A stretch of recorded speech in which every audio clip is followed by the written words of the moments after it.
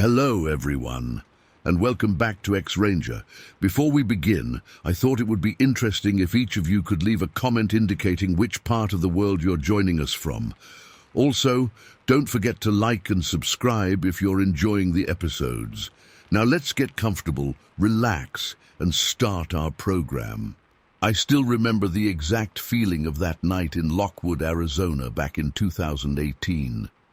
My throat was dry from the desert air, and every breath felt heavier than usual. I was part of a small tactical group, led by Commander Red Bear, sent out to investigate a series of strange reports near an abandoned set of barracks. We specialized in dealing with creatures people only whispered about, especially those tied to old indigenous folklore. As an enrolled member of a local tribe myself, I'd heard my share of scary stories, but I never expected to come face to face with anything like what we encountered that night. We headed out just after dusk. The sky was clear, and the moonlight made everything look washed out and haunting. I remember brushing sand off my gear, trying to ignore this weird pressure in my chest. It's hard to describe, but it was like the desert itself was watching us. I chalked it up to nerves at first. But I wasn't the only one feeling it. Everyone was on edge, even the veterans. Commander Red Bear had this way of remaining calm no matter how tense things got. He just nodded for us to keep a tight formation. We'd done recon in rough terrains before, but something about that area felt wrong. The wind kept kicking up short bursts of sand, almost like it was trying to push us back. Still, we continued deeper into the abandoned property, flashlights off to keep a low profile. At first, everything was eerily silent. No rustling of wildlife, no distant sounds of coyotes, just us and the crunch of gravel under our boots. Then, we started hearing faint scratching noises on the breeze, like claws scraping against metal. At the same time, we spotted these small, glimmering lights at the edge of our vision. It looked like reflections in a pair of eyes, or maybe more than one pair. We couldn't be sure. Each time I tried to focus my flashlight, whatever it was, vanished. Asher Grey Feather was with us, which was comforting in some ways because he always cracked jokes to loosen tension. But this time, even his voice sounded off. He made a light comment about desert spirits, which normally would have gotten at least a chuckle out of me. Instead, the rest of us just stayed quiet, listening for any clue as to what was out there. We started hearing more of those scratching sounds, and it was getting harder to keep our composure. My palms were sweating under my gloves, and I kept checking my surroundings in every direction. Out of nowhere, Commander Red Bear motioned for us to take cover behind a crumbling shed. Its walls were rotted out in places, but it was all we had. We held our breath, pressed up against the old wood. The silence around us felt too thick, almost like the desert had sucked all the normal ambient noise away. Suddenly, a set of glowing eyes appeared in the moonlight, just a few yards away from the corner of the shed. My heart kicked into overdrive. We'd dealt with wild animals before, but this thing didn't move like anything I'd seen. It was tall, painfully thin, and its skin looked almost wet in the silver light. Then I saw its mouth, a row of teeth that curved in a strange shape, slightly exposed even when it closed its jaw. It looked like it belonged in some ancient legend rather than the real world. Yet there it was, less than 30 feet away. Commander Red Bear gave a hand signal, telling us to slowly back away. Everyone gripped their weapons, ready for whatever would happen next. Then the thing let out a guttural noise, somewhere between a growl and a hiss, and lunged toward us. I nearly dropped my gun from the shock of it moving so fast. 1 second it was just standing there. The next, it covered 10 feet in the blink of an eye. We scrambled, trying not to trip over each other as we formed a defensive line. Asher and one of our trackers, Xavier, tried to flank it to herd it into a more open area. I remember feeling this stabbing sensation in my gut, the raw fear of not knowing if I was about to watch my team get mauled right in front of me. Our plan was to push it where we'd have a clearer shot if it attacked, but that plan fell apart almost immediately. The creature jerked its body around in a weird, fluid motion and slipped between two old concrete walls. It was so fast that Asher and Xavier nearly collided trying to chase it. Then everything exploded into chaos. Commander Red Bear shouted for us to break into smaller units to confuse it. We'd used that tactic before, scatter so it can't pick us off in one place. My mind was racing, adrenaline pumping, but I forced myself to focus on my training. I dashed around a rusted water tower, hoping to outmaneuver this thing, but it seemed like it could anticipate our every move. I heard a few shots ring out, but I couldn't tell if anyone hit the target. Then I saw a flash of pale skin dart around a corner, and a splitting shriek echoed off the nearby walls. I nearly dropped to my knees from the sound. It felt like it was boring into my skull. After that, the only thing I could hear was my own heartbeat, pounding like a drum in my ears. Somehow, the group got separated. I ended up alone, finding temporary refuge behind a stack of old metal barrels near a collapsed fence. I crouched low, trying to catch my breath, my mind racing with questions. Where was everyone? How many of these things were out there? Was Commander Red Bear okay? I felt real dread creeping in, the kind I'd only ever experienced in nightmares. I stayed there, counting the seconds, listening for any sign of my team. But the desert was quiet again, as if nothing had happened. That made it worse because I knew the creature was still out there, lurking. Finally, when I couldn't stand waiting any longer, I began moving back toward our rendezvous point. My head was on a swivel the whole time, scanning the shadows. Every cactus or broken fence post looked like that creature, poised to pounce.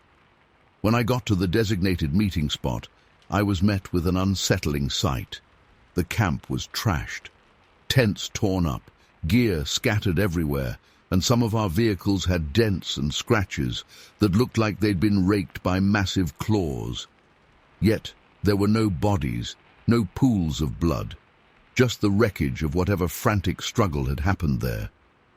The worst part was not seeing a single sign of my teammates. No tracks leading out, no footprints that made sense.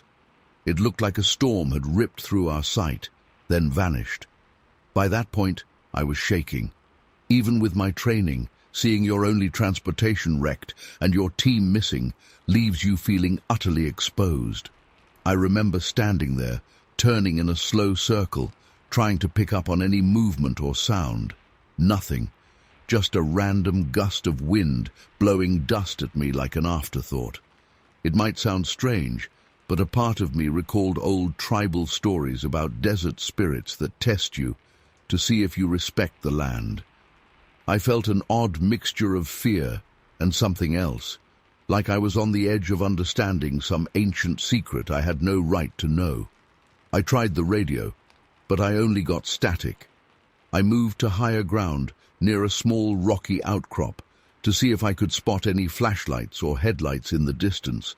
Still no sign of human life. I eventually decided to wait it out for a couple hours, though it felt like a lifetime. My mind wouldn't stop racing with possibilities. Did the creature take everyone out?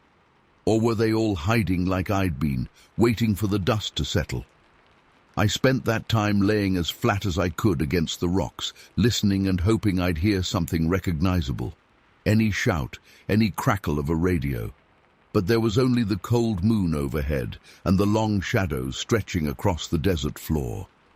After what felt like an eternity, I realized I had to move. I couldn't stay in the open forever, not with the condition of our camp and that creature possibly still prowling around. That's when my background in ancestral tracking kicked in. I started looking for broken twigs, footprints, or any clues about where the rest of the team might have gone. I followed what little signs I could find: bent wire, scuff marks on a rock, footprints half blown away by the sand.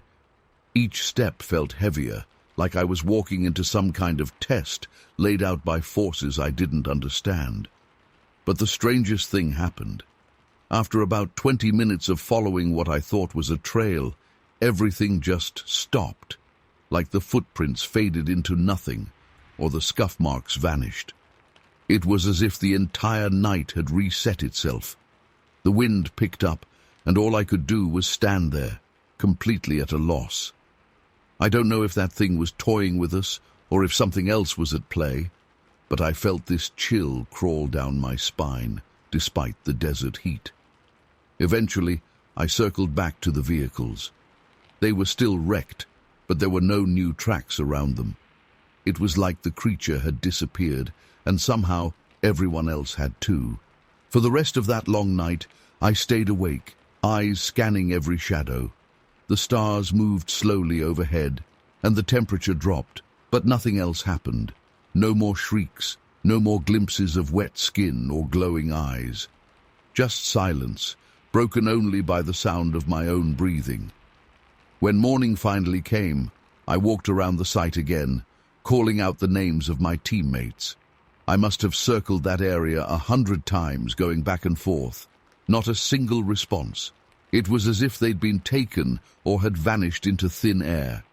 My only option at that point was to hike out and call for backup with the emergency radio stashed in one of the trucks, which, thank God, still worked once I replaced a fuse. Reinforcements eventually arrived, and we organized a search. But that's another story entirely, one that hasn't offered many clear answers even to this day.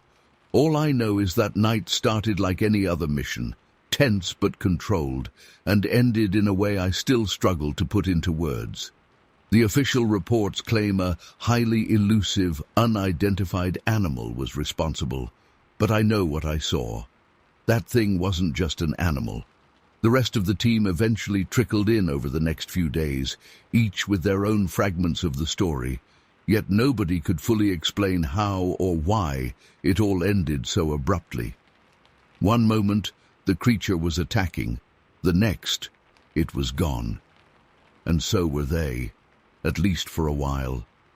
Even now, I can't shake the feeling that we stumbled into something ancient out there, something tied to the very heart of the desert. Sometimes, late at night, I find myself questioning every detail, wondering if it really happened the way I remember. But then I think about those eyes and those teeth and the absolute terror I felt, and I know it was real. It still haunts me how quickly it all came and went. I don't have a neat explanation, and I probably never will, but that's what happened, at least how I lived it. And it still keeps me up sometimes thinking about what's out there in the dark, waiting. Story 2. I still remember that single foggy night in Felsburg back in 2019 like it happened yesterday. I had been working with Kota Sandoval for a while, and we'd gotten used to strange assignments, but that particular evening pushed me to a level of unease I'd never felt before. The town itself was quiet in a way that felt eerie rather than peaceful. It was the kind of quiet where every little sound makes you jump, and it didn't help that we'd been hearing these unsettling rumors for days about strange tracks, missing animals, and those distant, echoing howls. From the moment Kota and I arrived, we knew something was off. We'd been checking the outskirts of town, looking for any indication of what might be prowling around.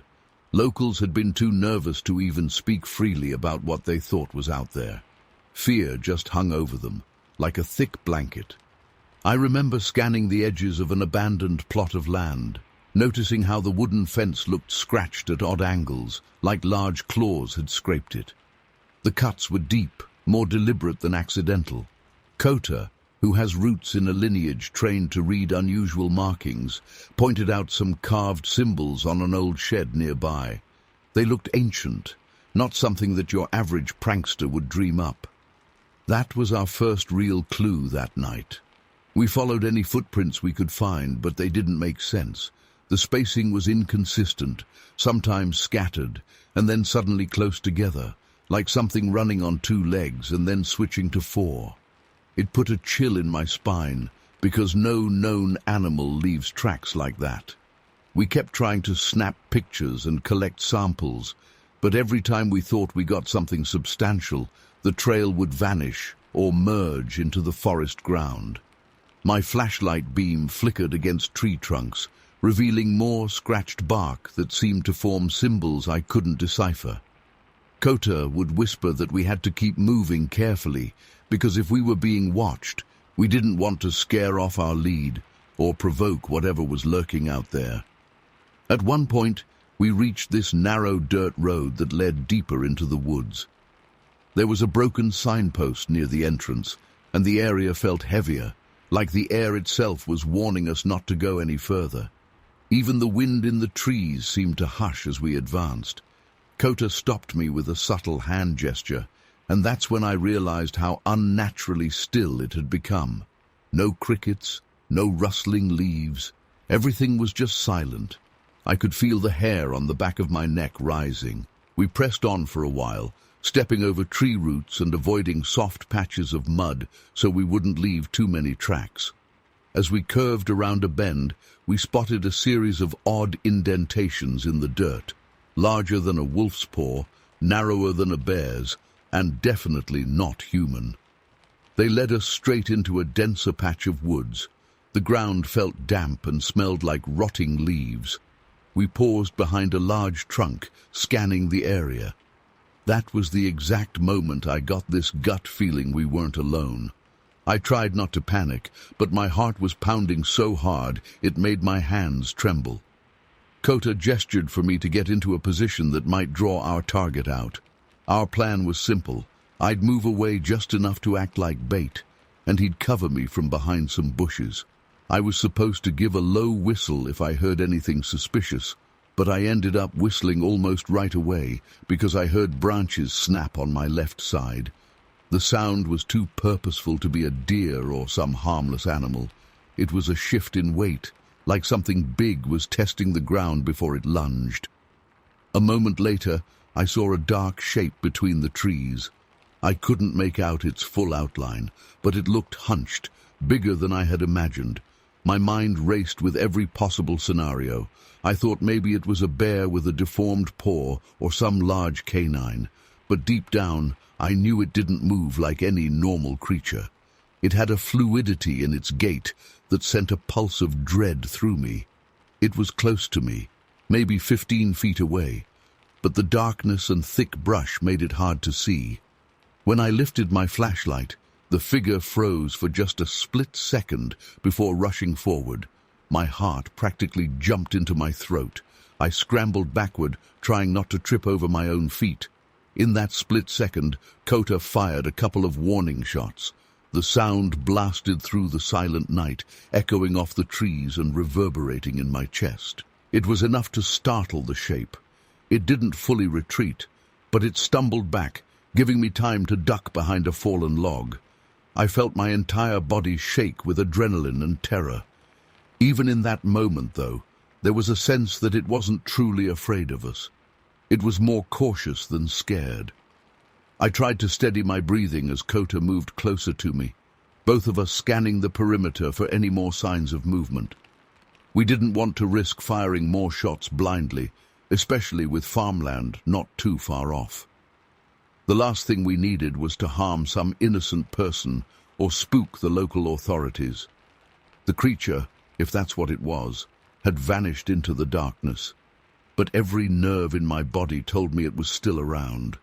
We waited and waited, hearing only the sound of our own nervous breathing. Eventually, we decided to pull back to our makeshift base, a small cabin we'd rented on the outskirts of town, so we could regroup and figure out our next steps. On the way back, I kept looking over my shoulder, half expecting to see a silhouette darting from tree to tree. The more I thought about what happened, the less sense it made. The footprints, the scratches, those weird symbols, it all felt stitched together by something truly out of the ordinary. Neither Kota nor I had encountered anything quite like this in our previous investigations. Once we got inside, we spread out every note, every photo, and every piece of strange evidence we'd gathered. Kota rummaged through some references from a secret archive he'd inherited, one that supposedly detailed creatures and events unknown to the general public. But nothing matched exactly. We found partial similarities in local folklore, stories that mentioned shape-shifting beings or strange forest spirits, but none of them described the symbols or the footprints with total accuracy. I felt a wave of dread wash over me, realizing we might be dealing with something that even our specialized team had never catalogued. We recorded our experiences, my near attack, Cota's warning shots, and the unsettling feeling that it was stalking us the entire time. We knew we couldn't go to the local police with half-baked proof, especially since our operation was meant to stay under the radar. By then, it was well past midnight, but we didn't feel safe enough to sleep. The base felt claustrophobic, like the walls were closing in with each minute that passed. I kept looking out the window at the tree line, expecting to see movement in the shadows. After a few hours of anxious discussion and trying to cross-reference older case files, we decided to step outside for a better vantage point. The moon was hiding behind clouds, casting only a faint glow over the yard. The silence, once again, felt unnatural, like the environment was holding its breath. I scanned the area with my flashlight, half dreading the chance of catching a glimpse of those eyes or that dark shape. But nothing moved. Eventually, we realized we were stuck. We needed more specialized gear and maybe more backup. The risk of continuing through the woods without a plan was way too high. It was like we'd poked the hornet's nest and had no idea how large the swarm inside really was. But even with that fear, there was a part of me that was relieved we hadn't been attacked again. That relief soon turned into an unsettling thought. Maybe it was toying with us, letting us know it was out there and could find us again if it wanted. By dawn, we were exhausted. The threat seemed to fade with the first light, though I couldn't shake the feeling that nothing was truly resolved. Cota made a quick call to our higher-ups, giving them a toned-down version of the situation, just enough to stress that we might need more resources. We didn't say too much because we knew they'd think we were delusional without concrete evidence of a creature. But our tone must have conveyed the urgency, because they agreed to send more equipment and some discreet personnel to keep an eye on things. And then it just stopped. I can't explain it. That morning we drove around the perimeter of Felsburg, expecting to spot fresh tracks or more damage, but everything was oddly calm. We asked around carefully, and nobody reported any new attacks or strange noises the night before, aside from the gunshots we had to fire. It was like this entire episode evaporated, leaving only a ghost of the terror we felt. I still can't wrap my head around it. To this day, I have no idea what prowled those woods or why it decided to disappear after that one encounter. Sometimes I wonder if it was warning us to back off. Other times, I fear it might be biding its time until something else triggers it. What I do know is that I've never been able to shake the goosebumps I get whenever I recall those footprints, those symbols, and that creeping silhouette among the trees. It was real, at least for me, and even though I never saw its face, that night in Felsburg changed my entire perspective on what might be lurking just beyond our comfortable understanding of the world. I still feel a pit in my stomach when I think about how abruptly it ended, like someone slammed a door shut in the middle of a nightmare. We filed our report, took our samples, and left town as discreetly as we had arrived. Felsburg carried on. People resumed their routines, probably just relieved nothing else went missing or turned up dead. But every now and then, when it's late and my mind drifts, I remember the hush of those woods and that looming presence just a few feet away from me. That memory alone is enough to keep me looking over my shoulder, even in the safest places. I wish I had an explanation, but I don't, and that's the part that still scares me the most. Story 3. I still remember how thick the air felt that evening in Merville, back in 2017. I arrived at that old apartment building around dusk. It had this faded pastel green paint on the outside, chipped in places, and a long corridor that smelled like must and salt from the nearby shore. I'd gotten a call about strange noises, something like scraping inside the walls, heavy steps pacing around at odd hours. The landlord said the tenant was too scared to leave, so I was sent in to check it out. The lady who opened the door was clearly on edge. She looked exhausted, like she hadn't slept properly in days. Her eyes darted around like she was expecting something awful to happen at any second. I've seen scared people before, but she had this haunted look I couldn't quite shake off. The whole apartment felt uneasy, like the walls themselves were bracing for something. First thing I did was walk through each room, trying to see if there were any obvious signs of forced entry or vandalism. I checked every doorframe, every window latch. Nothing. Everything was locked up. But in the back of my mind, I kept feeling like I wasn't alone. The dim overhead light in the living room flickered a bit, making the shadows move across the walls in ways that unsettled me. Then I noticed these faint scratches in one corner of the hallway, almost hidden behind a tall coat rack. They ran vertically and were about 6 inches long, as if someone, or something, had raked sharp nails across the paint. It wasn't the kind of mark you see from normal wear and tear, that's for sure. I started feeling a tightness in my chest as I moved toward the front door again. That's when I heard it, the sound of footsteps in the hallway outside. Slow, deliberate thuds, and beneath those steps there was a low growl, almost like an animal clearing its throat, but deeper, more resonant. I radioed for backup right away. I didn't want to cause a panic with the tenant, so I just told her to stay put in the bedroom and lock the door. When my partner Quinn arrived, I felt a small wave of relief. He brought along our standard gear, stuff we only use when we suspect we're dealing with something beyond the usual realm of intruders. We didn't talk much. We both knew the procedure. We listened at the door, waiting to hear those steps again. But there was just silence. Then, out of nowhere, a heavy thump shook the walls. It came from right outside, like something had slammed into the corridor's railing. That's when Quinn gave me a nod, and I slowly opened the door. Standing there was... I still don't know what to call it. It looked vaguely human-shaped, but with twisted features, a hunched posture, and these unnaturally long arms ending in curved claws. Worst of all were its eyes. Glowing red pinpoints that seemed locked on me from the moment I stepped into the hallway. I remember the coarse hair on its shoulders bristling, and it made this low, rattling sound in its throat that sent a shock of adrenaline through my body. I held my weapon up, trying to keep my breathing steady, while Quinn positioned himself to the side. We had very little room to maneuver. The corridor was narrow, lined with closed doors, and the only light was a flickering overhead bulb.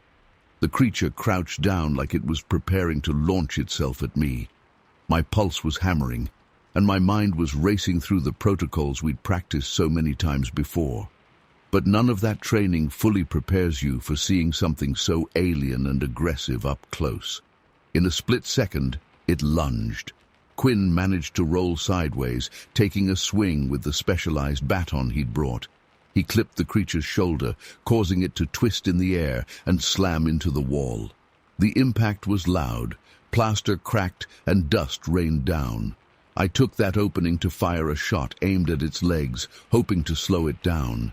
But the thing was fast. It recovered almost instantly, snarling and swiping at me, forcing me to step back. Even though the confrontation probably lasted under a minute, it felt like time stretched out. Everything was hyper-focused. The creature's sharp breaths, the flickering light, the echo of Quinn's boots on the floor as he tried to corner it. We managed to drive it back toward the emergency exit. It let out this furious roar, then bolted through the doorway into the stairwell, bounding down the steps 3 or 4 at a time. We weren't about to let it get away, so we took off after it. We emerged into the alley behind the building. The street lamps barely lit that narrow path. The creature was nowhere in sight at first, but a weird noise led us to a set of dumpsters. I saw its silhouette crouched behind them, eyes reflecting a dull red glow in the darkness. When we moved closer, it took off again, agile despite its bulky frame. It scrambled over a chain-link fence like it weighed nothing. Quinn and I split up to try to corner it. He cut through an adjacent yard, and I sprinted around the block, trying to predict where it would pop out. The streets in Merville are usually quiet at that hour, especially in that older part of town.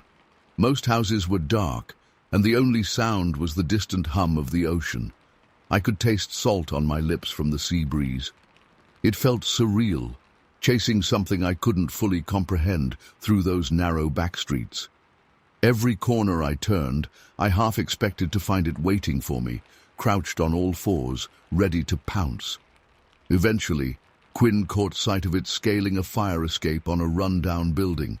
I could make out its shape against the faint glow of the night sky as it climbed onto the roof. We called in additional support, but we had to be careful. We didn't want the locals to realize what we were dealing with. So we told dispatch we were in pursuit of a dangerous suspect, leaving out the more unusual details. I was worried about the people in the neighborhood who might still be out for a late walk or heading to a convenience store. If this thing crossed paths with them, who knows what would happen? Several of our teammates arrived to help secure the area. We tried to track it using the vantage points from the rooftops and alleyways. Merville might be a small city, but it has a lot of older buildings packed close together.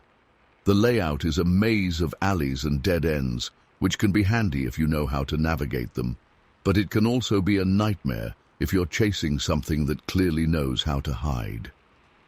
We found more strange scratch marks and even a couple of footprints pressed into the wet gravel behind an abandoned warehouse near the docks. The footprints were elongated with what looked like 4 clawed toes. That was enough to confirm we were dealing with something that defied normal classification. My team has encountered bizarre creatures before, but this one felt particularly aggressive. As we spread out, I couldn't shake the feeling that the walls and fences were closing in on us. The night seemed darker than usual, and every noise felt amplified. The crunch of gravel under our boots, the rustle of trash bags in the alleys, the distant crash of waves on the shore.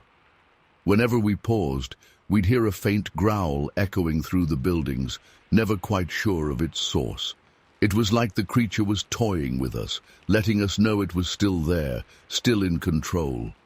Our plan was to herd it toward the outskirts of town, where we had some open ground and fewer civilians. We set up a sort of makeshift perimeter with the local authorities' help, though we avoided telling them any specifics. They just knew we had a high-risk target on the run. At one point, I was posted in a narrow passage between 2 shuttered shops, scanning for movement. I could smell mildew from the damp walls, and my heart was pounding so hard I swear I could hear it echo. Then, I saw it at the far end of the passage, barely visible except for the glow in its eyes. It just stood there, staring. The tension of that moment almost overwhelmed me. Every instinct told me to back away, but I forced myself to keep my aim steady. Before I could react, it let out a snarl and darted around the corner. I sprinted after it, hearing Quinn's voice crackle over the radio telling me to cut it off at the main street. But by the time we got there, the street was empty, just the old cobblestone sidewalk lit by a single street lamp. It was like the creature had vanished into thin air. We spent hours that night chasing it in circles, never quite managing to pin it down. A few locals glanced at us from their windows, probably confused by all the commotion in such a quiet place. Eventually, the growls stopped. The last thing we caught was a shadowy figure dashing behind an abandoned cannery near the pier. We cornered the area, lights sweeping across the broken windows, the rusted doors, the piles of wooden crates covered in seagull droppings. But there was nothing, just a heavy stillness hanging in the air. By the time the sun started creeping up over the horizon, Our whole team was spent. We regrouped and double-checked the perimeter, but there were no fresh signs of movement. No new scratch marks, no tracks, nothing. It was like the creature had simply melted away into the night, leaving us with more questions than answers. The tenant from the apartment was safely taken to a friend's place, still in shock, still terrified of going home. We left a few discreet eyes on the building in case the thing returned, but it never did, at least not that night. To this day, I can't fully explain what we encountered. Our groups dealt with some strange cases, but the intensity of this one felt different. It was primal and relentless, like it was defending something or hunting for something we couldn't see. We never got a solid answer as to why it targeted that specific building or why it chose to appear so aggressively that evening. Officially, the incident barely made a ripple in local reports. It was chalked up to a minor disturbance, just another unsolved call about weird noises.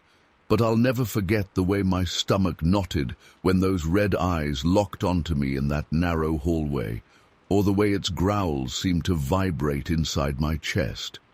Sometimes, when I lie awake at night, I can almost hear that same sound, as if it's still lurking out there somewhere, waiting. The next time I visited Merville, I felt like every alleyway or dark corner might be hiding those glowing eyes. And I guess that's the hardest part, never knowing if it's truly gone or if it's just hiding, biding its time. I wish I could offer some neat explanation or say we nailed the thing for good. But the truth is, it slipped right through our fingers, leaving us with nothing but a few scratches on the wall and a lingering sense of dread that I still can't shake off. Story 4.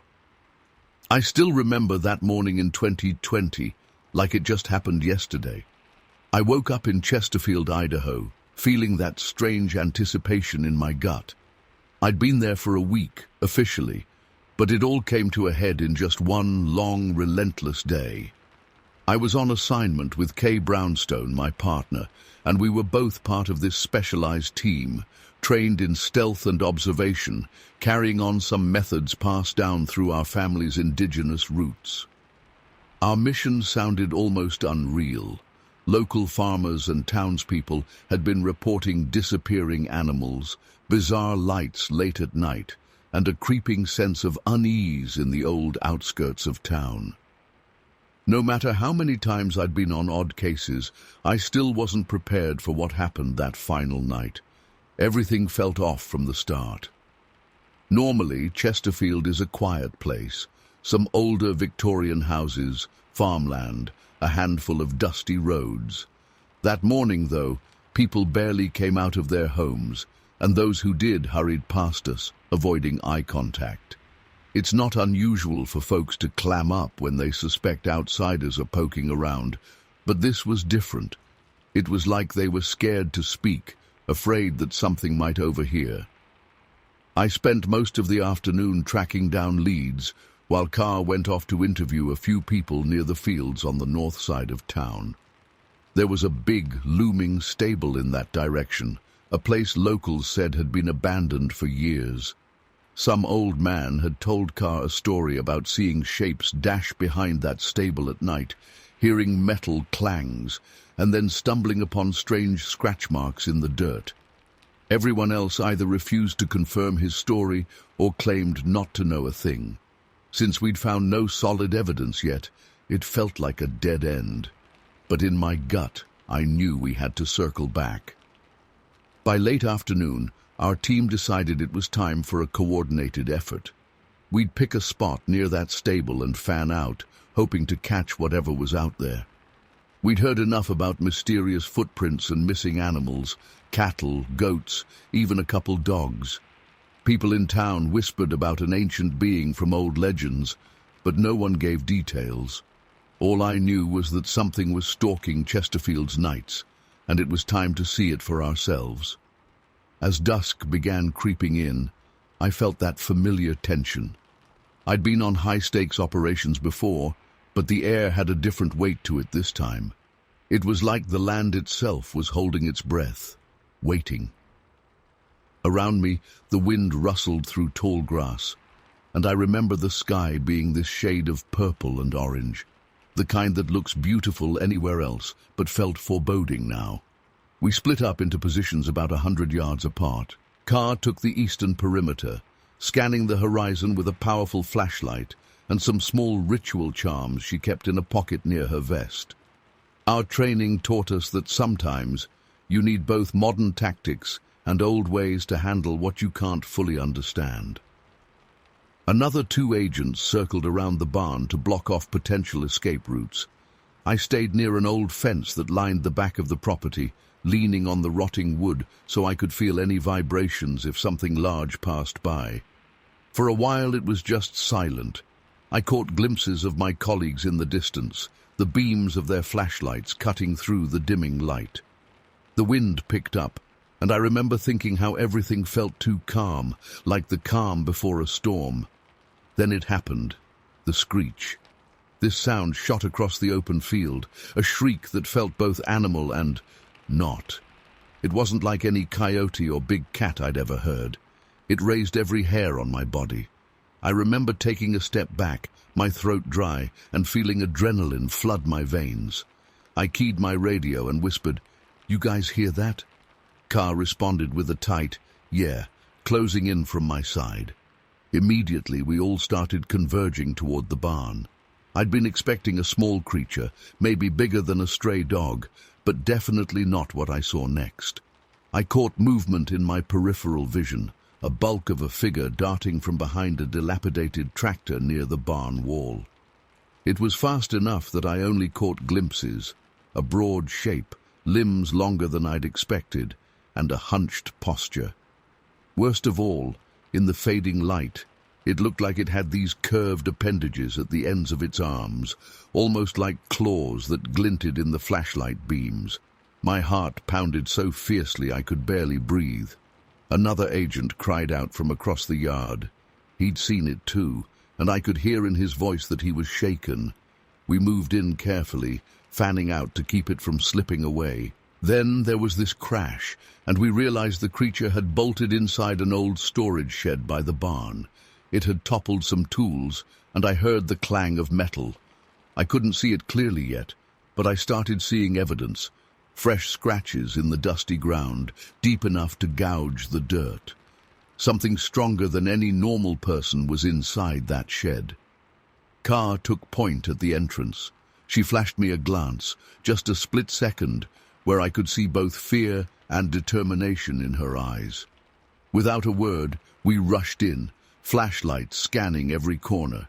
Dust swirled around, and my heart was hammering even harder. The inside smelled of rotting wood and something else, like old blood. Then I saw a flicker of movement in the back. The thing was crouched behind a pile of crates, panting in a low, guttural rhythm. A chill swept through me. It was definitely not just an animal. There was an intelligence in those eyes staring back at me, even though all I saw were 2 points of reflection in the dark. Before any of us could react, it lunged. One of the crates flew sideways, smashing into an agent who got knocked to the floor. I stumbled back, nearly dropping my light. Kay yelled for everyone to hold position, but the creature bolted out of the shed, smashing a side panel that had been half-rotted anyway. We chased it into a small courtyard filled with broken fencing and old tractor parts, stumbling over debris as we tried not to lose sight of it. We managed to corner it in that cramped space, flashlights and weapons forming a ring. The silhouette we pinned against the broken fence was massive.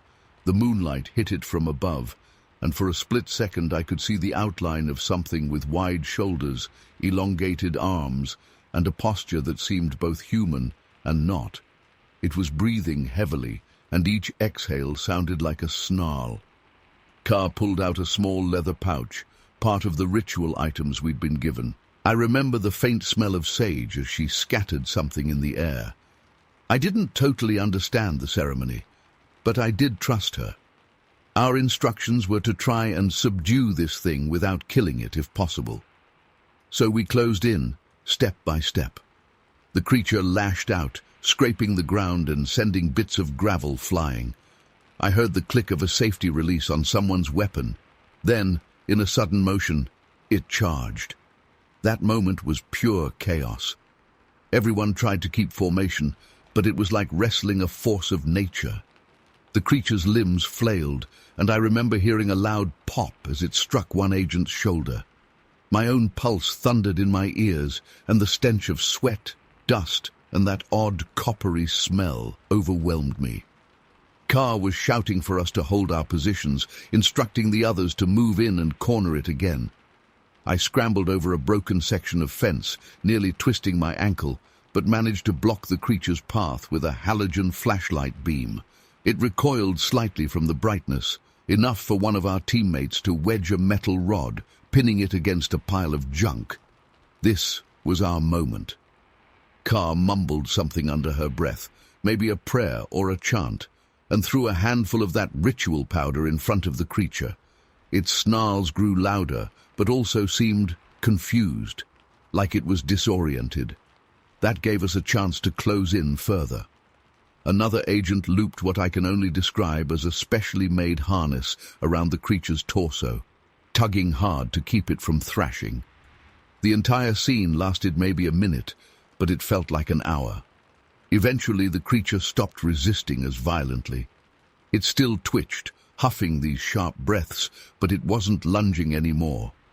For a second, I made eye contact with it. A sudden shiver ran up my spine. I'd never seen eyes that looked so old. That's the best word I have. They almost glowed in the dim light, and something in them felt ancient and wounded. That glance shook me to my core. Our team tried to hold it steady, trying to figure out the next step. But in the confusion, nobody realized how loosely secured the harness was around one of its arms. In a flash, the creature jerked free and tore through one side of the harness, letting out a guttural roar that rattled my skull. We tried to grab it again, but it was too fast. It broke out of our grip, shoved past some rusted barrels, and in a heartbeat it was gone into the darkness beyond the fence line. I'll never forget the sudden quiet. My ears rang from the chaos, and we all stood there panting, covered in dirt and sweat. One agent was on the ground nursing a bruised arm, and we had cuts and scrapes from stumbling in the debris. Carr stared into the blackness where it had disappeared, shoulders slumped, breathing hard. The wind picked up again, chilling the sweat on my neck. We spent another hour searching, fanning out into the surrounding area, but it was like the creature had vanished into thin air. After everything we'd witnessed, claw marks, the strange calls, the superhuman speed, it was just gone. We even set up a quick perimeter around the property, but we found no sign of it. No tracks, no more unsettling noises, nothing. It was as if the land swallowed it whole. To this day, I can't fully make sense of that encounter. We reported back, wrote down every detail, but we never saw the creature again. The missing animals, the weird lights, all of it stopped just as abruptly as it began. People around Chesterfield slowly came out of hiding again, acting like they'd rather forget it even happened. Maybe that's how small towns survive, by pretending the impossible was just a bad dream. Even now, whenever someone asks me about the strangest thing I've seen on the job, I think about that night. About the weight of the air, the inhuman shriek, those scratches in the shed, and the eyes staring back at me in the moonlight. I still get goosebumps when I remember how it felt to be in that courtyard, holding my breath, wondering if I was about to see something that would change everything I believed in. And honestly, it did change me. I can't look at empty fields or abandoned barns the same way anymore. Part of me still wonders if that creature is out there somewhere, watching from the shadows, biding its time. All I know is that something very real and very powerful was there that night, and we all felt it. We cornered it, then lost it. But in those brief moments, I swear I felt its presence so vividly, like some ancient force that never quite left this land. I may never get the answers I want, and that gnaws at me. We were so close. Yet every time I remember the terror that pulsed in my chest, maybe it's best it slipped away. Because whatever it was, part of me suspects it was far beyond our understanding or control. And that's my story.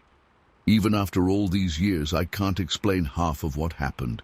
It's the kind of thing you don't forget, no matter how hard you try. Some nights, I still dream about that shed, hearing that screech, feeling my heart freeze. I wish I could say we solved the mystery, that we brought closure to Chesterfield. But the truth is, the disappearances stopped, the noises ended, and life moved on, leaving me with a memory I'll never fully shake. And I guess that's all there is to it. It happened, then it was gone, leaving questions nobody can really answer. Story 5. I can't believe I'm finally telling this in detail. Back in 2016, I was working with a specialized team in Chicago, looking into these creepy nighttime incidents in a few residential neighborhoods. At first, it all seemed like a bunch of odd rumors, strange lights in alleys, weird marks on people's doors, unsettling noises in abandoned buildings. But once I got involved, I realized it was no urban legend. Something was lurking out there, and it wasn't shy about showing itself. That day started earlier than usual.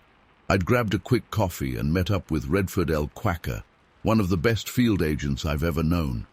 He has this knack for navigating dense city blocks and reading signs most people wouldn't even notice.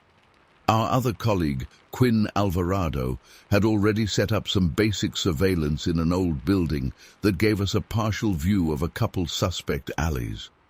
I remember the morning light hitting the skyscrapers in such a calm, ordinary way that it felt almost insulting, given what we knew was going on after dusk. Even so, we pressed on with our plan. Part of our group was focused on tracking the origins of this creature, piecing together old Chicago folklore that hinted at an ancient night stalker known for feeding on fear. We'd heard elders talk about similar encounters decades ago, but the details were fuzzy. All we knew was that each time it appeared, people felt a chill in the air, like an electric tension that made your skin crawl. By midday, we set up a makeshift observation post in a derelict industrial yard on the edge of town. The place was surrounded by rundown warehouses and broken fences. The city's normal hustle was just a muffled background from there. We had a hunch the creature would move through those deserted zones to avoid cops and security cameras. I can still remember the stale smell of rotting wood and rusted metal. It clung to my jacket long after I left. Redford was pacing around, double-checking our barricade points and ensuring every possible escape route was covered. Quinn had a few high-tech scanners set up, the kind that could detect unusual thermal signatures in the dark. I helped set out these improvised traps we'd put together from local materials, stuff that would make noise if the creature tried to sneak through. It felt like we were prepping for a serious confrontation, and my heartbeat was already picking up speed, even though sunset was hours away. Just before the evening rolled in, I got a bizarre feeling, like we weren't alone. It's hard to explain, but the air felt heavy, almost like it was charged with static electricity. I locked eyes with Redford for a moment, and he gave me a nod that said, "Yeah, I feel it too." Neither of us spoke, but we both understood. Something was nearby. As the sun dipped behind the tall buildings, the temperature dropped fast. The city lights cast these long, eerie shadows across the broken pavement. We huddled quietly, checking every corner. Our plan was to wait for any sign of movement and then lure the creature into our perimeter. I was expecting maybe a brief flicker of motion, but when it finally happened, it was like everything exploded at once. A black shape darted between two crumbling warehouse walls. It was taller than I'd imagined, definitely more human-like than animal, but too distorted to be a regular person. In the dim light, it seemed to have elongated limbs, moving in quick, unnatural jerks. My stomach dropped. Redford shot me a look, and we both knew we had to act before it got out of reach. We tried to corner it near some stacked pallets, but it moved so fast I couldn't keep up. Every time we thought we had it pinned, it slipped into another shadow or scrambled up a ledge I didn't even realize existed. Each step it took made this scraping sound, like nails on concrete. My nerves were on edge, and I could feel sweat beading on my forehead despite the cold air. At one point, Quinn managed to shine a flashlight directly onto its face, or what I think was its face. All I saw were these reflective patches, like eyes that caught the light but didn't blink. That second felt endless, and I'm not ashamed to say I felt genuine terror. It let out a low, guttural sound that vibrated in my chest, and in that moment, I couldn't shake the feeling that it somehow fed off our fear. I know that sounds dramatic, but I swear the atmosphere got even thicker, like panic just fueling the thing. Redford signaled me to move around a tall chain-link fence so we could box it in. We knew that fence was wired to a portable generator, giving it a slight electric charge meant to stun anything that tried to climb over. I'm not sure how we managed, but somehow Quinn and I drove it in that direction. It slammed into the fence, letting out a horrible shriek, like metal grinding on metal, then staggered back. That was our opening.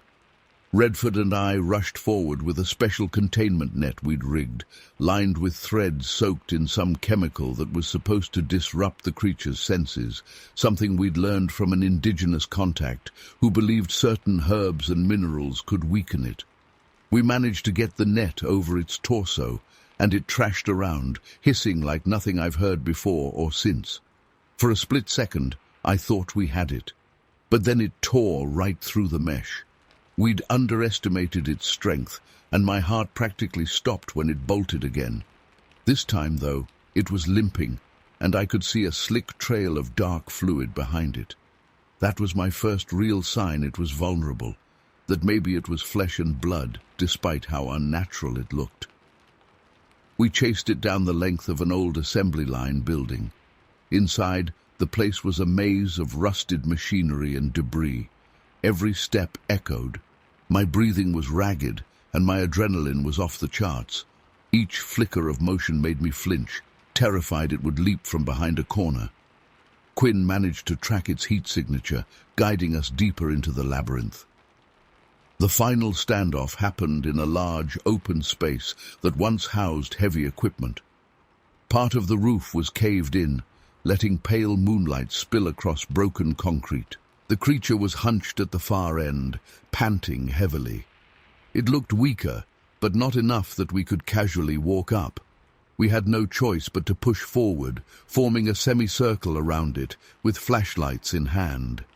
Redford took point, stepping carefully, his voice low as he told me to be ready for anything. In that tense moment, the creature jerked its head in our direction, eyes glowing. Fear pumped through my veins, and my mind screamed to run, but my training kept me rooted. Redford pulled out some specialized device. Honestly, I don't even know all the technical details. It emitted this pulsing frequency we hoped would destabilize the thing. The creature started convulsing, letting out a series of howls that made every hair on my body stand up. Then, in a violent lunge, it slammed into the wall, knocking loose chunks of concrete and metal. The vibrations from that impact nearly threw me off balance. We rushed to secure it again with another net. This time, Quinn managed to reinforce the edges with those strange herbs and a mild electric pulse. It pinned the creature to the floor, and it finally stopped thrashing. Its breathing was shallow, but it was still conscious, glaring at us with pure hatred. At least, that's what it felt like. I couldn't tell if it was anger or despair. My stomach churned, and an almost unbearable sadness washed over me. For a split second, I wondered if we had cornered something that just wanted to exist. But the memory of those chilling marks on doors and the terror it spread reminded me it wasn't harmless. Redford signaled the team to lock it down. We managed to hold it long enough for the rest of our group to arrive with more secure gear. The entire building was buzzing with tense energy. My heart was racing so hard I could barely hear anything else.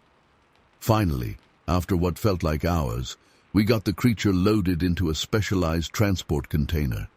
And then, it was over. The night was eerily quiet. I remember stepping outside, seeing the distant glow of the city lights, and feeling the cold air on my face. It's weird how quickly the normal world can swallow up something so terrifying. One moment, you're in a life-or-death struggle with a creature that shouldn't exist, and the next, you're just standing under a broken street lamp with your breath fogging up the air. To this day, I don't have a perfect explanation for what we faced. We handed it off to some higher-ups, and apparently they had a protocol for transporting it somewhere secure. All I know is Chicago seemed to return to its usual fast-paced rhythm after that. I still get the occasional nightmare, though, recalling those unblinking, reflective eyes. Sometimes I wonder if there are more of those things, lurking in the shadows of the city, just waiting for the right moment. I haven't found any proof that it escaped, or that another one showed up.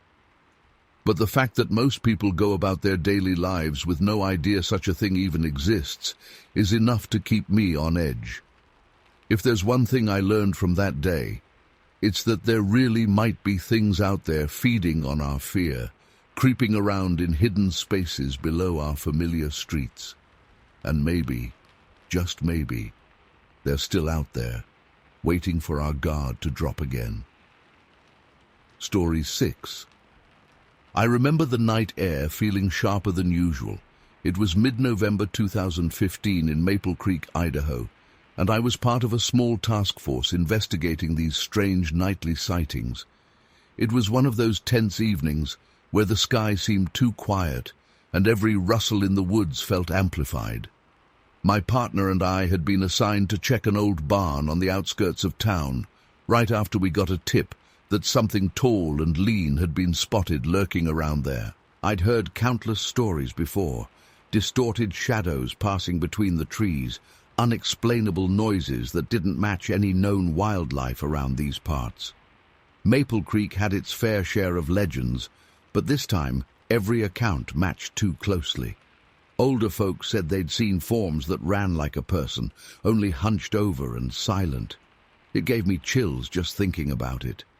Anyway, we reached that weather-beaten barn around midnight. The place looked ready to collapse, wooden planks warped from years of neglect.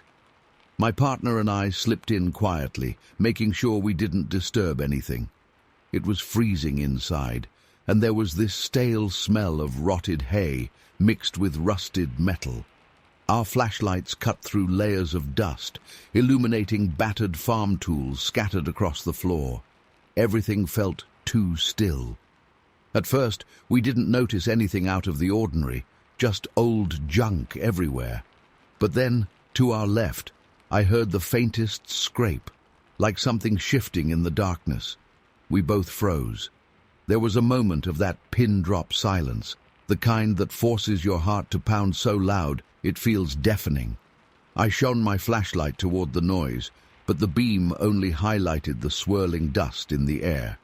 Suddenly, a soft creaking sound echoed from behind a stack of old crates. It was as if a wooden board was slowly giving way under some weight. I caught a glimpse of movement, something low to the ground, sliding out of sight. It was just for a split second, but I swear it looked human-like, only thinner and more angular than any person I'd ever seen.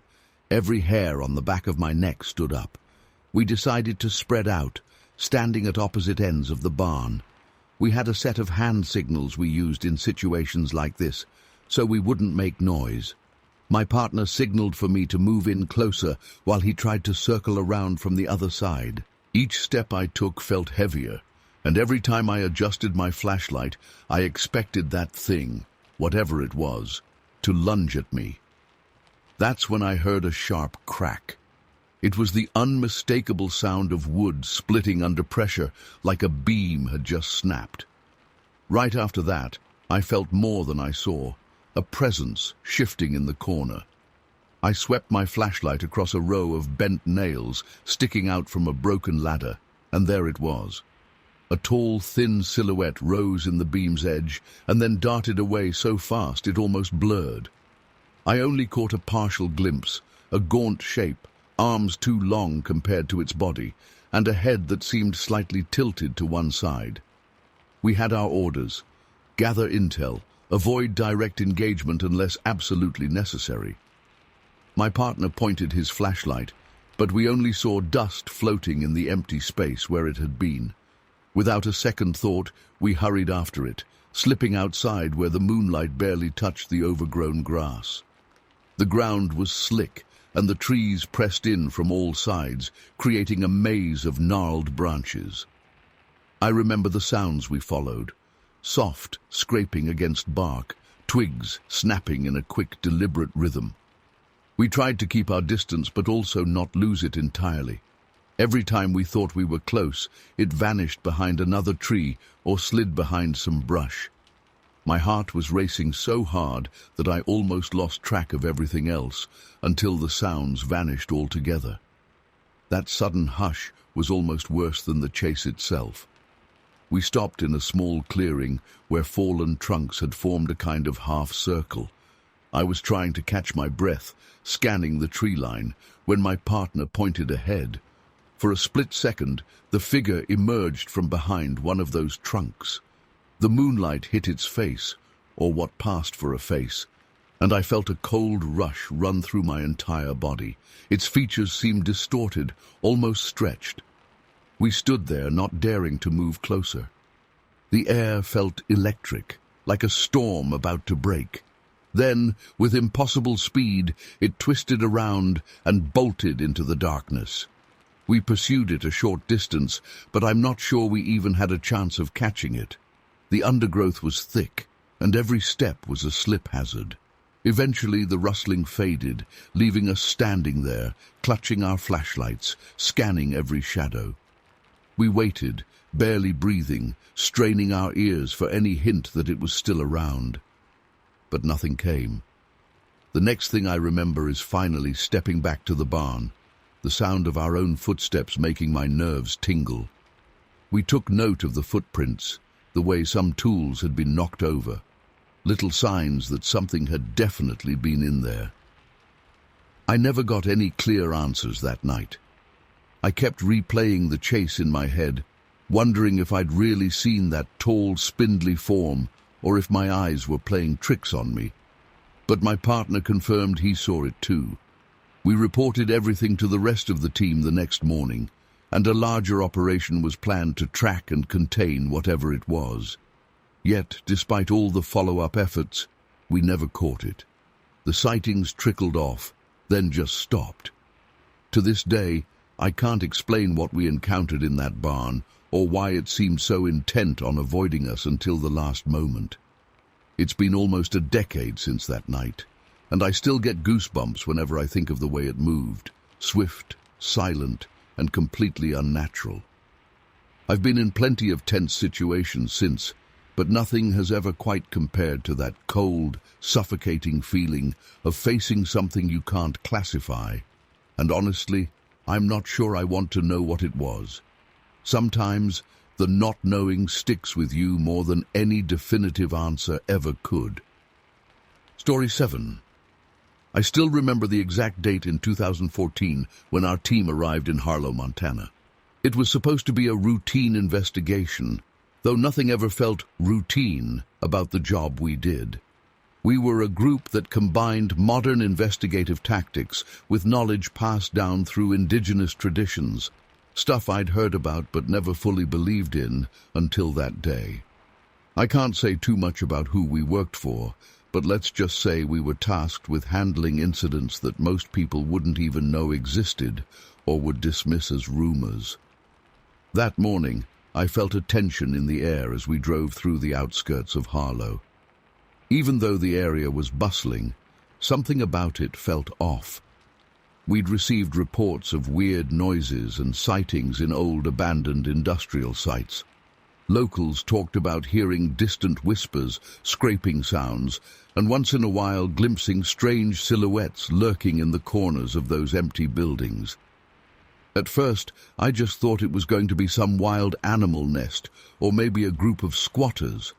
But the way the others talked, especially our lead agent, he had this look like he'd seen it all before, made me realize this might be more than a typical call. We pulled up to a decrepit building that looked like it could collapse any minute. The paint on the walls had peeled away long ago, leaving behind a skeletal framework of concrete and rusted beams. The smell was indescribable, acrid and sour, like chemicals mixed with rotting garbage. I kept a sleeve over my nose, but it barely helped. One of the guys, who had years of experience with both scientific and tribal knowledge, said he couldn't identify the odor. That alone freaked me out, because he was our go-to person for any kind of weird substance or smell. Once inside, we decided to split up into smaller teams to cover more ground. I was with 2 other agents. We moved carefully, sweeping each corridor with our flashlights set on a narrow beam. The building was dead silent except for the occasional drip of water somewhere above us. Every footstep echoed, and every small noise seemed magnified. It was unnerving how the dust seemed to dance in the flashlight beams, almost like it was alive. A short while into the search, I began to feel a presence, like someone or something was watching us. Every time I turned around, I swore I saw movement just at the edge of the light. My heart was racing, and I tried to convince myself it was just my nerves. But then I saw a quick blur in the distance, near a corner where some overhead pipes twisted into the darkness. I immediately signaled the others to stay alert. We all started using hand signals from our training, trying to stay as quiet as possible. Our lead agent insisted we keep communication minimal to avoid spooking whatever might be in there. Then we heard a faint scraping noise, like nails dragging across metal. It sent a chill down my spine because it seemed deliberate, almost like it wanted to announce its presence. We followed the sound, careful not to make any sudden moves or loud footsteps. The hall opened into a larger area where the ceiling was partially collapsed, letting in a weak shaft of light from outside. The shadows were long and deceptive, and I kept losing track of where the walls ended and the darkness began. Suddenly, that sibilant sound got louder, almost hissing in my ears. My flashlight caught a brief outline of something behind a set of twisted metal shelves. It moved in a way that a human shouldn't be able to move, faster and more fluid. I caught a glimpse of elongated arms and a head shape I can't fully describe. We tried to approach calmly, not wanting to corner it, but as soon as it realized we'd seen it, it slid away, impossibly quick, disappearing around another corner. At this point, all of us were on high alert, adrenaline pumping. We regrouped in a central corridor and decided to try to funnel it into an open space where we might at least see it more clearly. We scrounged around for anything we could use as barricades, old crates, broken pieces of metal, random debris, and set them up to block off certain passages. The plan was to limit its movement without causing it to panic. We had no idea if this thing was aggressive or just frightened. We thought we had it contained in one of the side rooms, but then we realized it was perched above us, on a narrow beam along the ceiling. How it got up there without making a sound is beyond me. In the faint light, I could see its eyes reflecting back at me, like 2 dull orbs that didn't look quite human. My heart pounded so hard I felt like it might burst through my chest. I tried to steady my flashlight, but my hands were shaking. Our lead agent quietly motioned for a peaceful approach. He stepped back to show we weren't there to harm it. The creature let out a low, guttural sound, almost like it was unsure if we were a threat. There was a standoff for a few seconds, but those seconds felt like minutes. None of us wanted to use force. We were still unsure of what we were dealing with, and our objective was always to handle these situations in the least violent way possible. Eventually, the creature leapt down, landing farther away from us, and then rushed past the makeshift barriers we'd set up. It was unbelievably fast. We tried to follow, weaving through broken beams and piles of debris, but it kept finding high vantage points, crawling along overhead walkways and ledges. We heard it scuttling away, metal clanging under its limbs. Then, right near the center of the building where the roof was caving in, it suddenly turned back to face us. I felt a jolt of fear when I saw its silhouette clearly in the dim light. It was tall, with arms longer than a human's, its head cocked to one side, as though it was analyzing our every move. My mind raced with questions. Was it some lost creature from an unknown species, a supernatural being, something from local indigenous lore that outsiders rarely get to see? My partner to my left was breathing heavily, gripping his flashlight like a weapon. The lead agent seemed calmer, still trying to project a sense of peace, but the creature made a startled motion, almost like it was spooked by something behind us. We didn't see anything else, but maybe it sensed or heard something we missed. Before we could react, it scaled a nearby column of mangled metal, somehow gripping on despite the sharp edges. There was a large opening in the roof, probably from years of neglect, and it used that to escape. We ran underneath, shining our lights up into the darkness. There was a final glimpse of it, a strange silhouette against the moonlight, before it vanished completely. For a good few seconds, none of us spoke. The only sound was our own breathing and the distant dripping of water. I felt an odd mix of relief and regret. Relief that it hadn't attacked us, and regret that we couldn't figure out exactly what it was, or if it needed our help.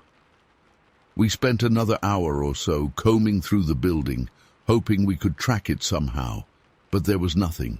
No footprints, no fur, no clear physical evidence, just that bizarre smell and a lingering sense that something beyond our comprehension had happened there. When we finally left that place, I couldn't shake the feeling that we'd missed a crucial chance to understand something incredible. The official report said we should keep monitoring the area for a possible return, but we never caught so much as a glimpse of that creature again. The city of Harlow went on with life as usual, people rushing to work, kids at school, grocery stores filling up during rush hour, completely unaware that not too long ago, something unknown was roaming in their abandoned industrial backyards.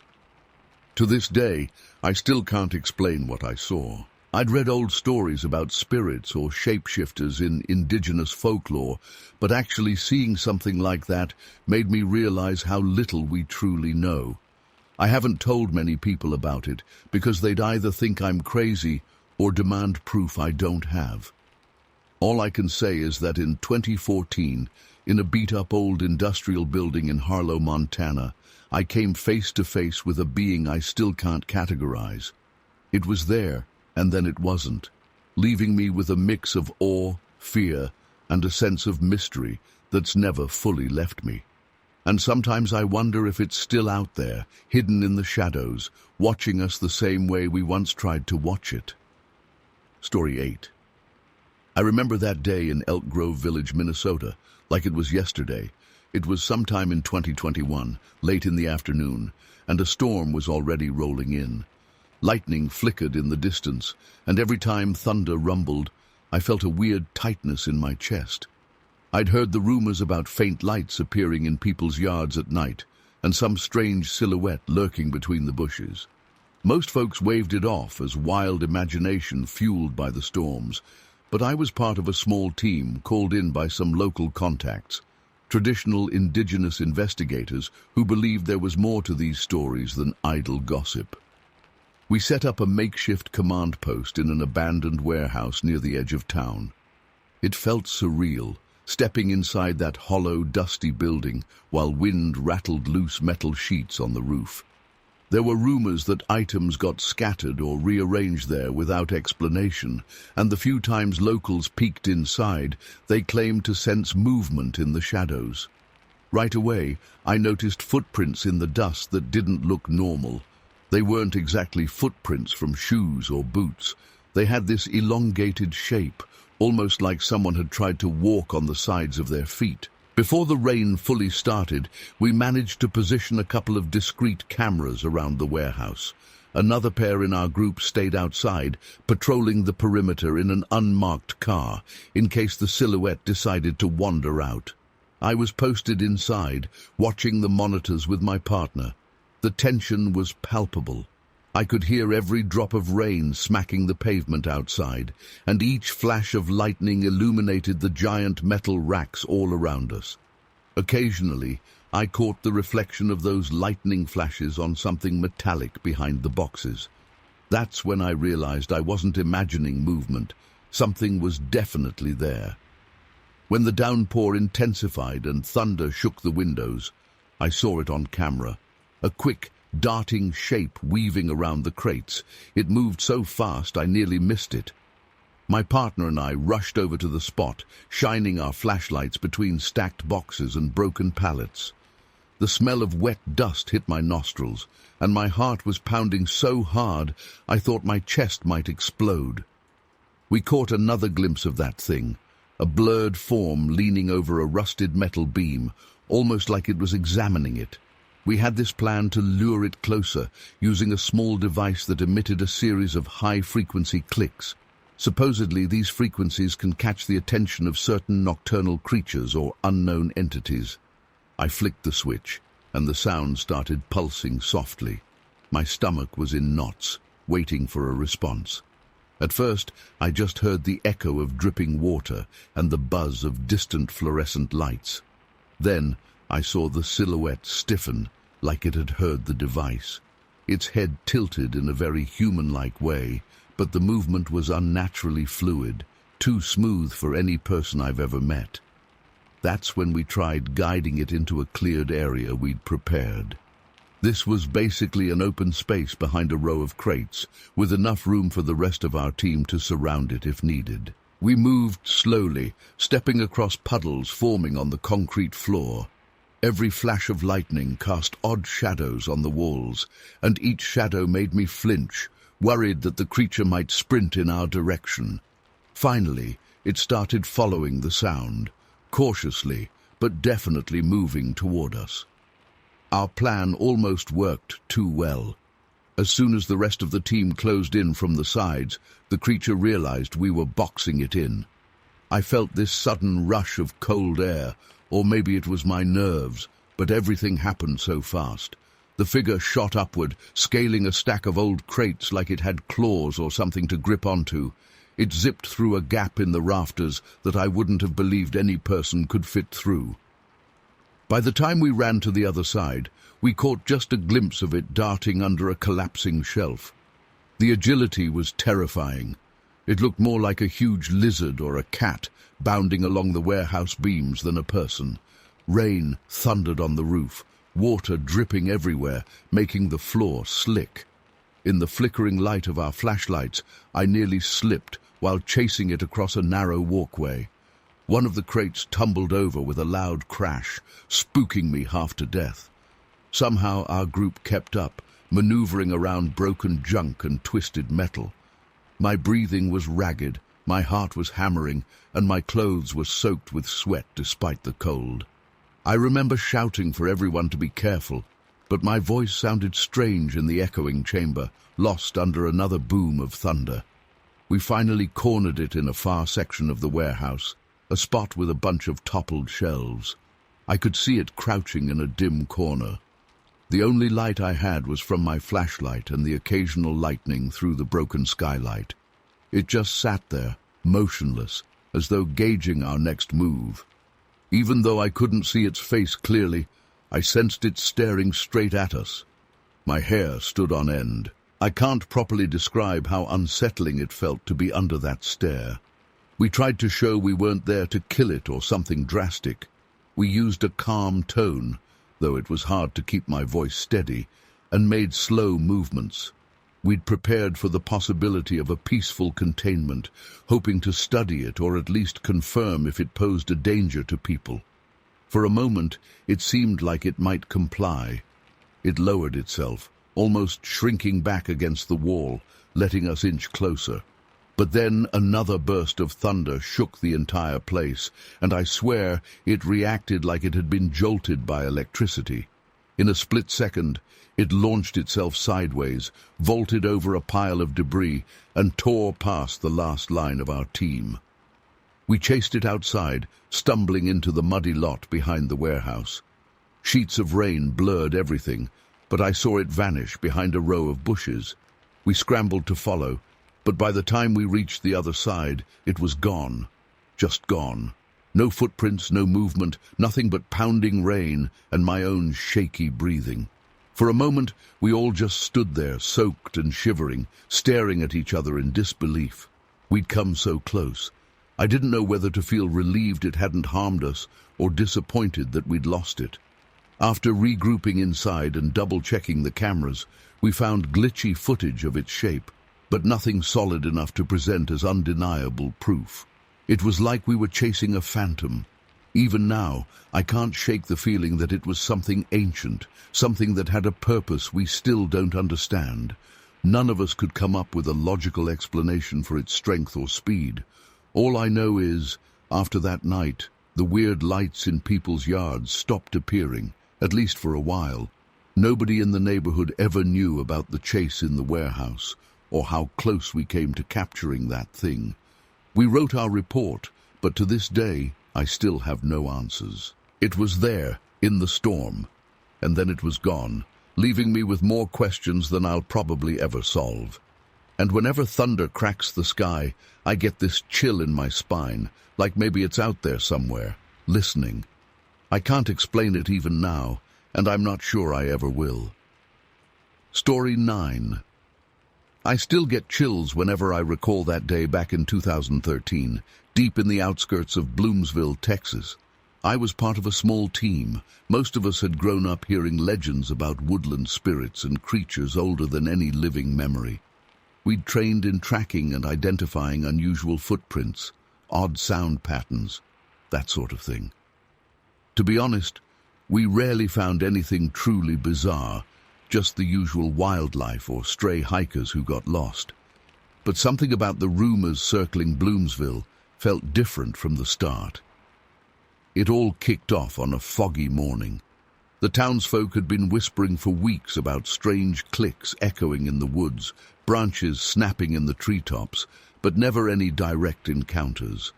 There was this thick tension in the air, like the forest itself was keeping a secret. My partner and I decided to check the main trail running through those old pines, mainly because we'd heard about footprints spotted there, much larger than a human's, but not quite bear tracks either. We packed our gear and set out early, hoping we'd solve this mystery before it spiraled into full-blown panic in town. As soon as we entered the forest, I noticed an eerie vibe. Nothing dramatic at first, just that feeling that everything was too quiet. The wind usually whistles through those tall pines, but it was dead still, not a single gust. My partner and I kept exchanging looks, but we pushed on, following the trail. We found some snapped branches higher up, well beyond where a person could reach without a ladder. They were fresh breaks too, like something big had moved through recently. I remember my skin crawling with that uneasy excitement you get when you realize you're onto something more than just tall tales. We reported the findings back to base through our radios, describing the broken limbs and the absence of any normal forest noise. Then, out of nowhere, the birds stopped chirping entirely. It's crazy how noticeable silence can become. Every nerve in my body was on alert, and I started scanning the treetops in case something was lurking above us. That's when we agreed, quietly, over radio, to split up just a bit so we could cover more ground. We weren't going far from each other, just enough distance to see if one of us could catch a glimpse of whatever was out there. I veered off toward a narrow path lined by tall pines. The ground was soft under my boots, and every crunch felt unnaturally loud in that silence. My partner headed down a slope to a small creek. I remember telling myself to breathe slow, keep calm. It was just a routine check, but in my gut, I knew it wasn't routine at all. Minutes later, I heard this deep, rumbling noise, like a distant thunderclap, but sustained for a few seconds. My mind raced. I pressed my radio, asking if my partner heard it. Turns out he caught the exact same sound, but from the opposite direction. It was as if we were in the center of two separate roars, both equally distant, which made no sense. My heart pounded, and I suddenly felt very exposed under those tall trees. We decided to regroup immediately at a clearing we'd marked earlier on our maps. On my way there, I saw something move between the trunks, maybe 100 yards ahead. A tall shape, impossibly lean, almost blending with the shadows. It moved in a way I can only call fluid, like it was barely touching the ground. I froze, trying to figure out if my eyes were playing tricks. But then it shifted again, and there was a kind of huffing sound, like a big animal exhaling forcefully. I tried to get closer, quietly, carefully, but it must have sensed me. It darted into a denser cluster of pines, gone in a blink. My hands were trembling, but I forced myself to keep it together.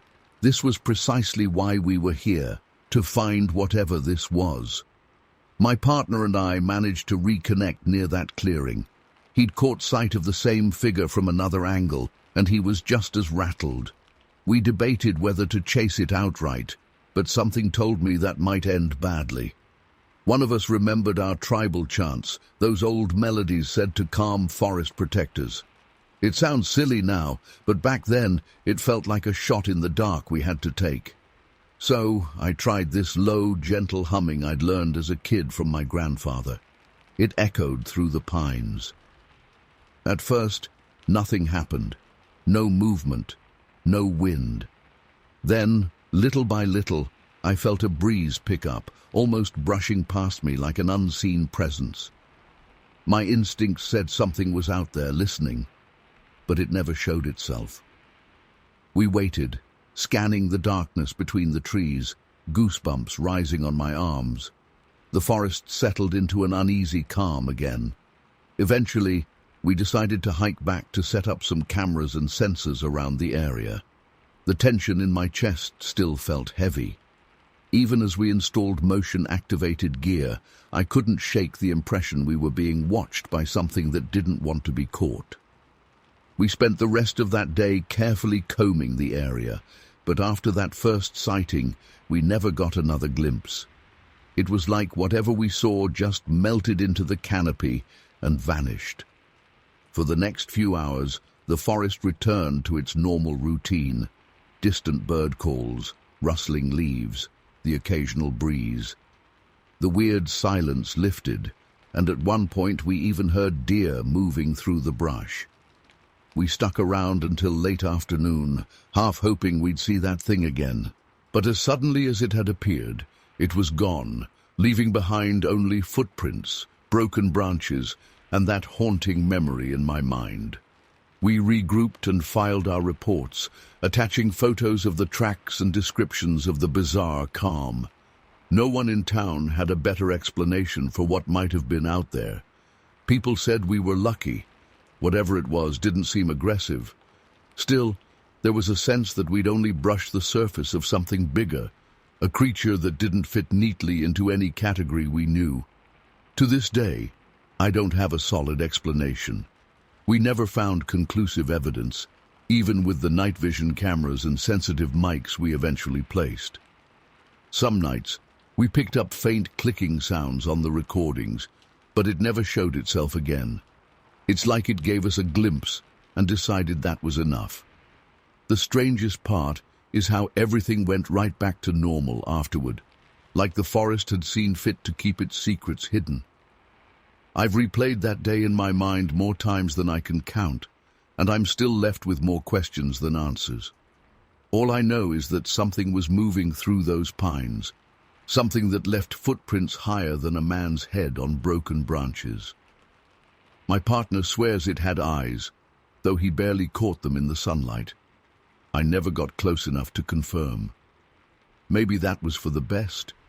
Even now, whenever I step into any forest, I can't help feeling that slight prickle on the back of my neck, wondering if I'll see it again, or something like it. But it never happened again, not in Bloomsville or anywhere else. Sometimes I almost wish it would, just so I'd finally know what we encountered. Other times I'm grateful we walked away without pushing our luck any further. I guess I'll just have to live with that mystery. Maybe that's how it's meant to be. Story 10. I still remember how the forest smelled that day, damp pine needles and cold earth. It was 2012, somewhere near Pinebridge, Colorado. I'd arrived early in the morning along with a few others, part of a small team brought in for a discreet check on these weird reports. The sky was overcast, and everything felt heavier than usual, like the air itself was warning us to stay alert. We set up a makeshift camp right at the edge of the tree line. The plan was to spend the day inspecting the area and be ready by late afternoon, since most sightings happened around dusk. I had a knot in my stomach from the moment I stepped out of our vehicle. Maybe it was the tension of not knowing exactly what we were dealing with. Locals talked about strange lights and metallic sounds, almost like scraping or clashing metal. Their stories made me wonder if we were looking for some abandoned machinery or maybe some rare animal. But it wasn't just the stories. There was a sense of unease in the forest, like we were trespassing into something's territory. That morning, after a quick check on our gear, we spread out in pairs. I moved with another agent through a rarely used trail. The soil was soggy from the previous night's rain, so our boots sank in with every step. We kept stopping to look for footprints or broken branches, anything that might indicate a large animal or some unusual track. We found a few scratch marks on thick pine trunks, spaced in a pattern that didn't quite match any bear or cougar I'd seen before. The scratches were deep, almost too precise, like they'd been dragged across the bark with some purpose. It immediately gave me goosebumps. My partner shot me a worried glance, but neither of us said a word. By late afternoon, the sky turned this odd yellowish hue, the way it does when a storm is brewing. We gathered back at camp to discuss next steps. Our plan was to set up a perimeter, focusing on an area where visitors had reported seeing that weird, flickering light. We installed a few trip alarms rigged with small strobes to get a better look if something approached. We also prepped our long-range lanterns and made sure our night vision gear was fully operational. The guys on the team were exchanging uneasy looks, but we all tried to keep calm. Nobody wanted to admit how nervous we were. As dusk settled in, the forest got unnaturally quiet. No wind, no rustling leaves, no animal sounds. It felt like every creature in those woods had gone into hiding. My heart was already hammering in my chest, and we hadn't even seen anything yet. I kept checking the time on my watch. Everything was still. Then, right around nightfall, I felt this static in the air, like the atmosphere itself had turned electric. It's hard to explain, but it made my hair stand on end. Suddenly, a sharp metallic sound cut through the silence, echoing from somewhere off to our left. It reminded me of steel wires being stretched and then released, just once. We all froze. One of the guys muttered something under his breath, and we immediately turned off our flashlights to avoid giving away our positions. My heartbeat was pounding in my ears as we waited. Then came another clang, deeper this time, almost a reverberation that seemed to bounce between the trees. I scanned the area through my night vision. For a while, all I saw was the green glow of branches and shadows. Then there was a faint flash, a quick burst of light, gone in an instant. It flickered behind a cluster of pines, like someone turning a flashlight on and off, but it had this silvery tinge to it. My partner tapped my shoulder, pointing in that direction. I nodded, and we started moving carefully through the underbrush. We didn't get far before we heard branches snapping. It sounded like something heavy was weaving between the trees, taking large strides, but in an irregular pattern, almost a zigzag. When I think back, I realize that was the first moment I felt genuine fear. This wasn't any animal I recognized. The sound was too purposeful, like it knew exactly where to step to avoid being fully seen. We tried to keep our distance, but every time we got close to the source of the noise, it seemed to slip away, leaving behind an eerie silence. Then, out of nowhere, one of the motion-triggered strobes went off. Bright light flooded a small clearing to our right, and I caught a glimpse of something darting across the illuminated space. My mind still struggles to describe it. There was a shape that looked vaguely humanoid, but moved with a strange fluidity, almost gliding. There was a quick glint of something metallic, maybe near its back or limbs. I'm still not sure. It vanished in a heartbeat behind a big boulder, leaving the strobe still flashing against the empty clearing. My partner and I exchanged a terrified look. We approached the clearing slowly, trying to see if it had left footprints or any signs of passage. The ground was torn up in places, and there were fresh claw-like scratches on a nearby trunk, at least 6 feet above the ground. That made my blood run cold. Whatever it was tall or could jump high. We radioed the rest of the team. They'd seen similar flashes in other spots, but no one had managed to catch more than a split-second view. We regrouped and decided on a new tactic, shining our strongest lights in a wide arc to see if we could corner whatever was moving around us. The night was pitch black by then. Dark clouds rolled overhead, threatening more rain. As we fanned out with our lanterns, I heard a faint hiss, like a low, raspy exhale. It came from somewhere behind me. I spun around, shining my light, but there was nothing there. Another metallic clang reverberated, this time closer. My hands were shaking so bad I nearly dropped my flashlight. Then I heard one of the guys up ahead shout.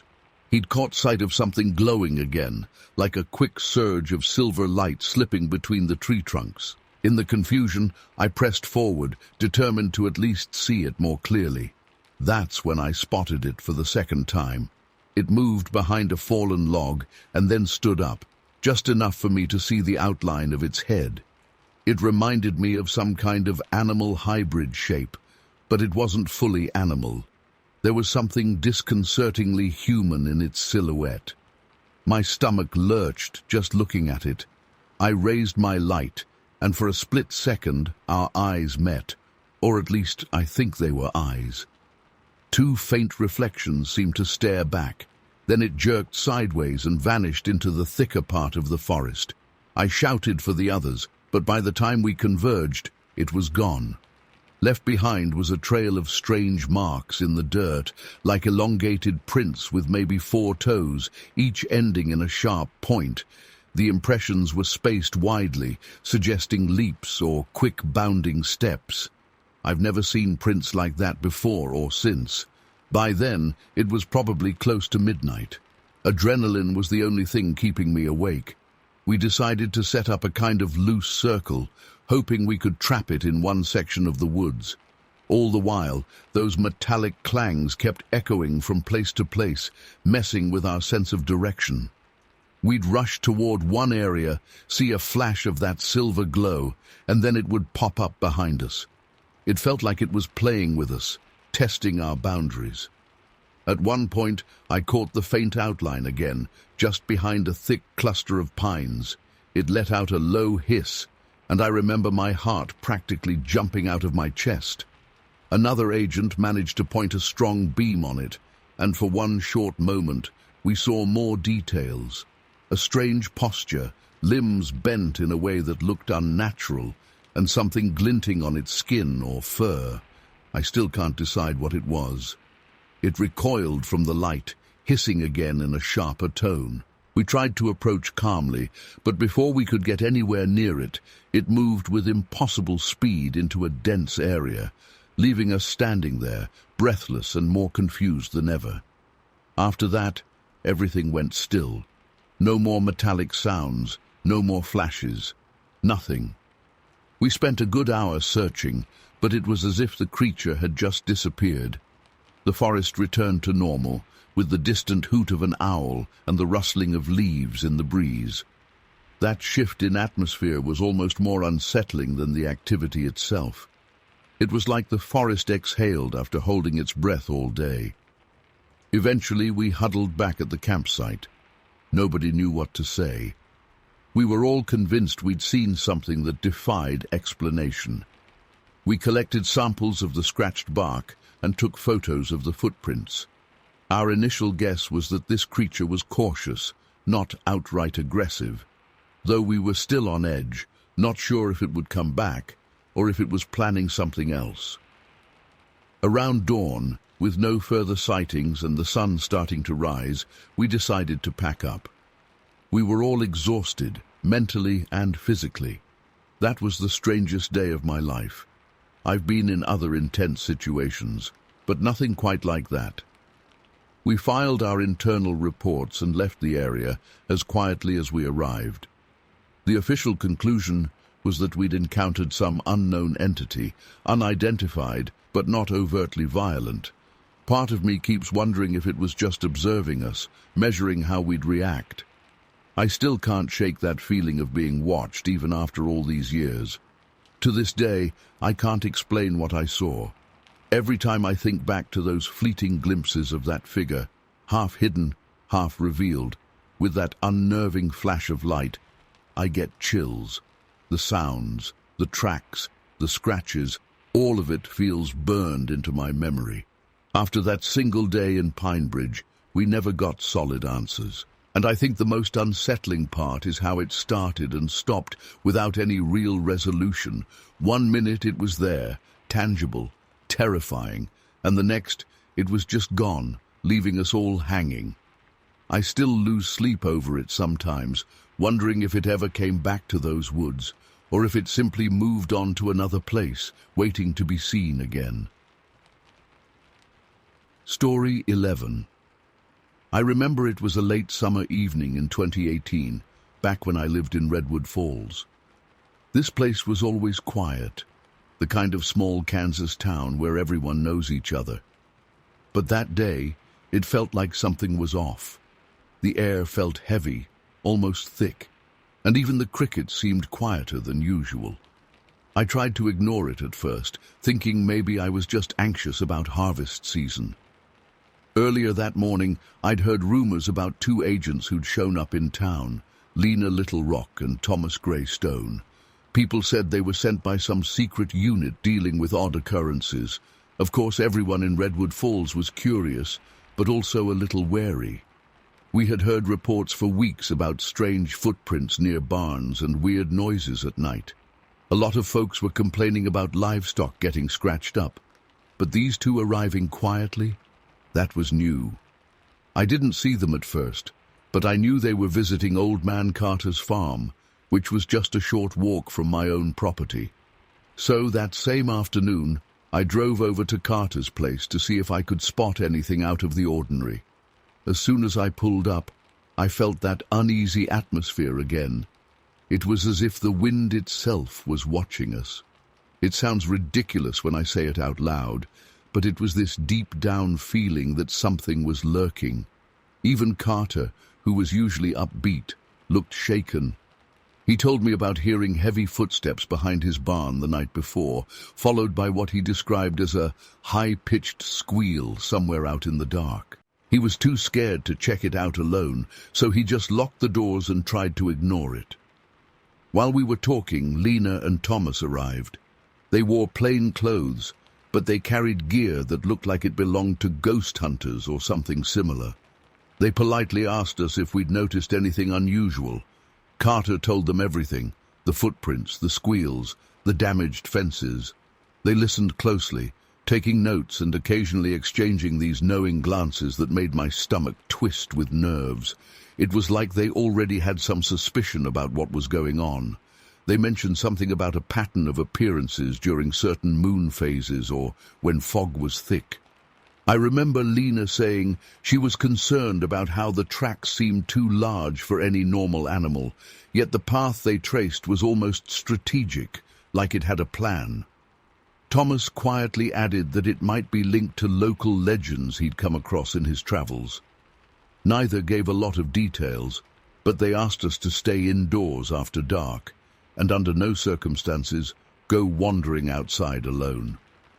That night, I stood at my window, trying to keep an eye on my fields.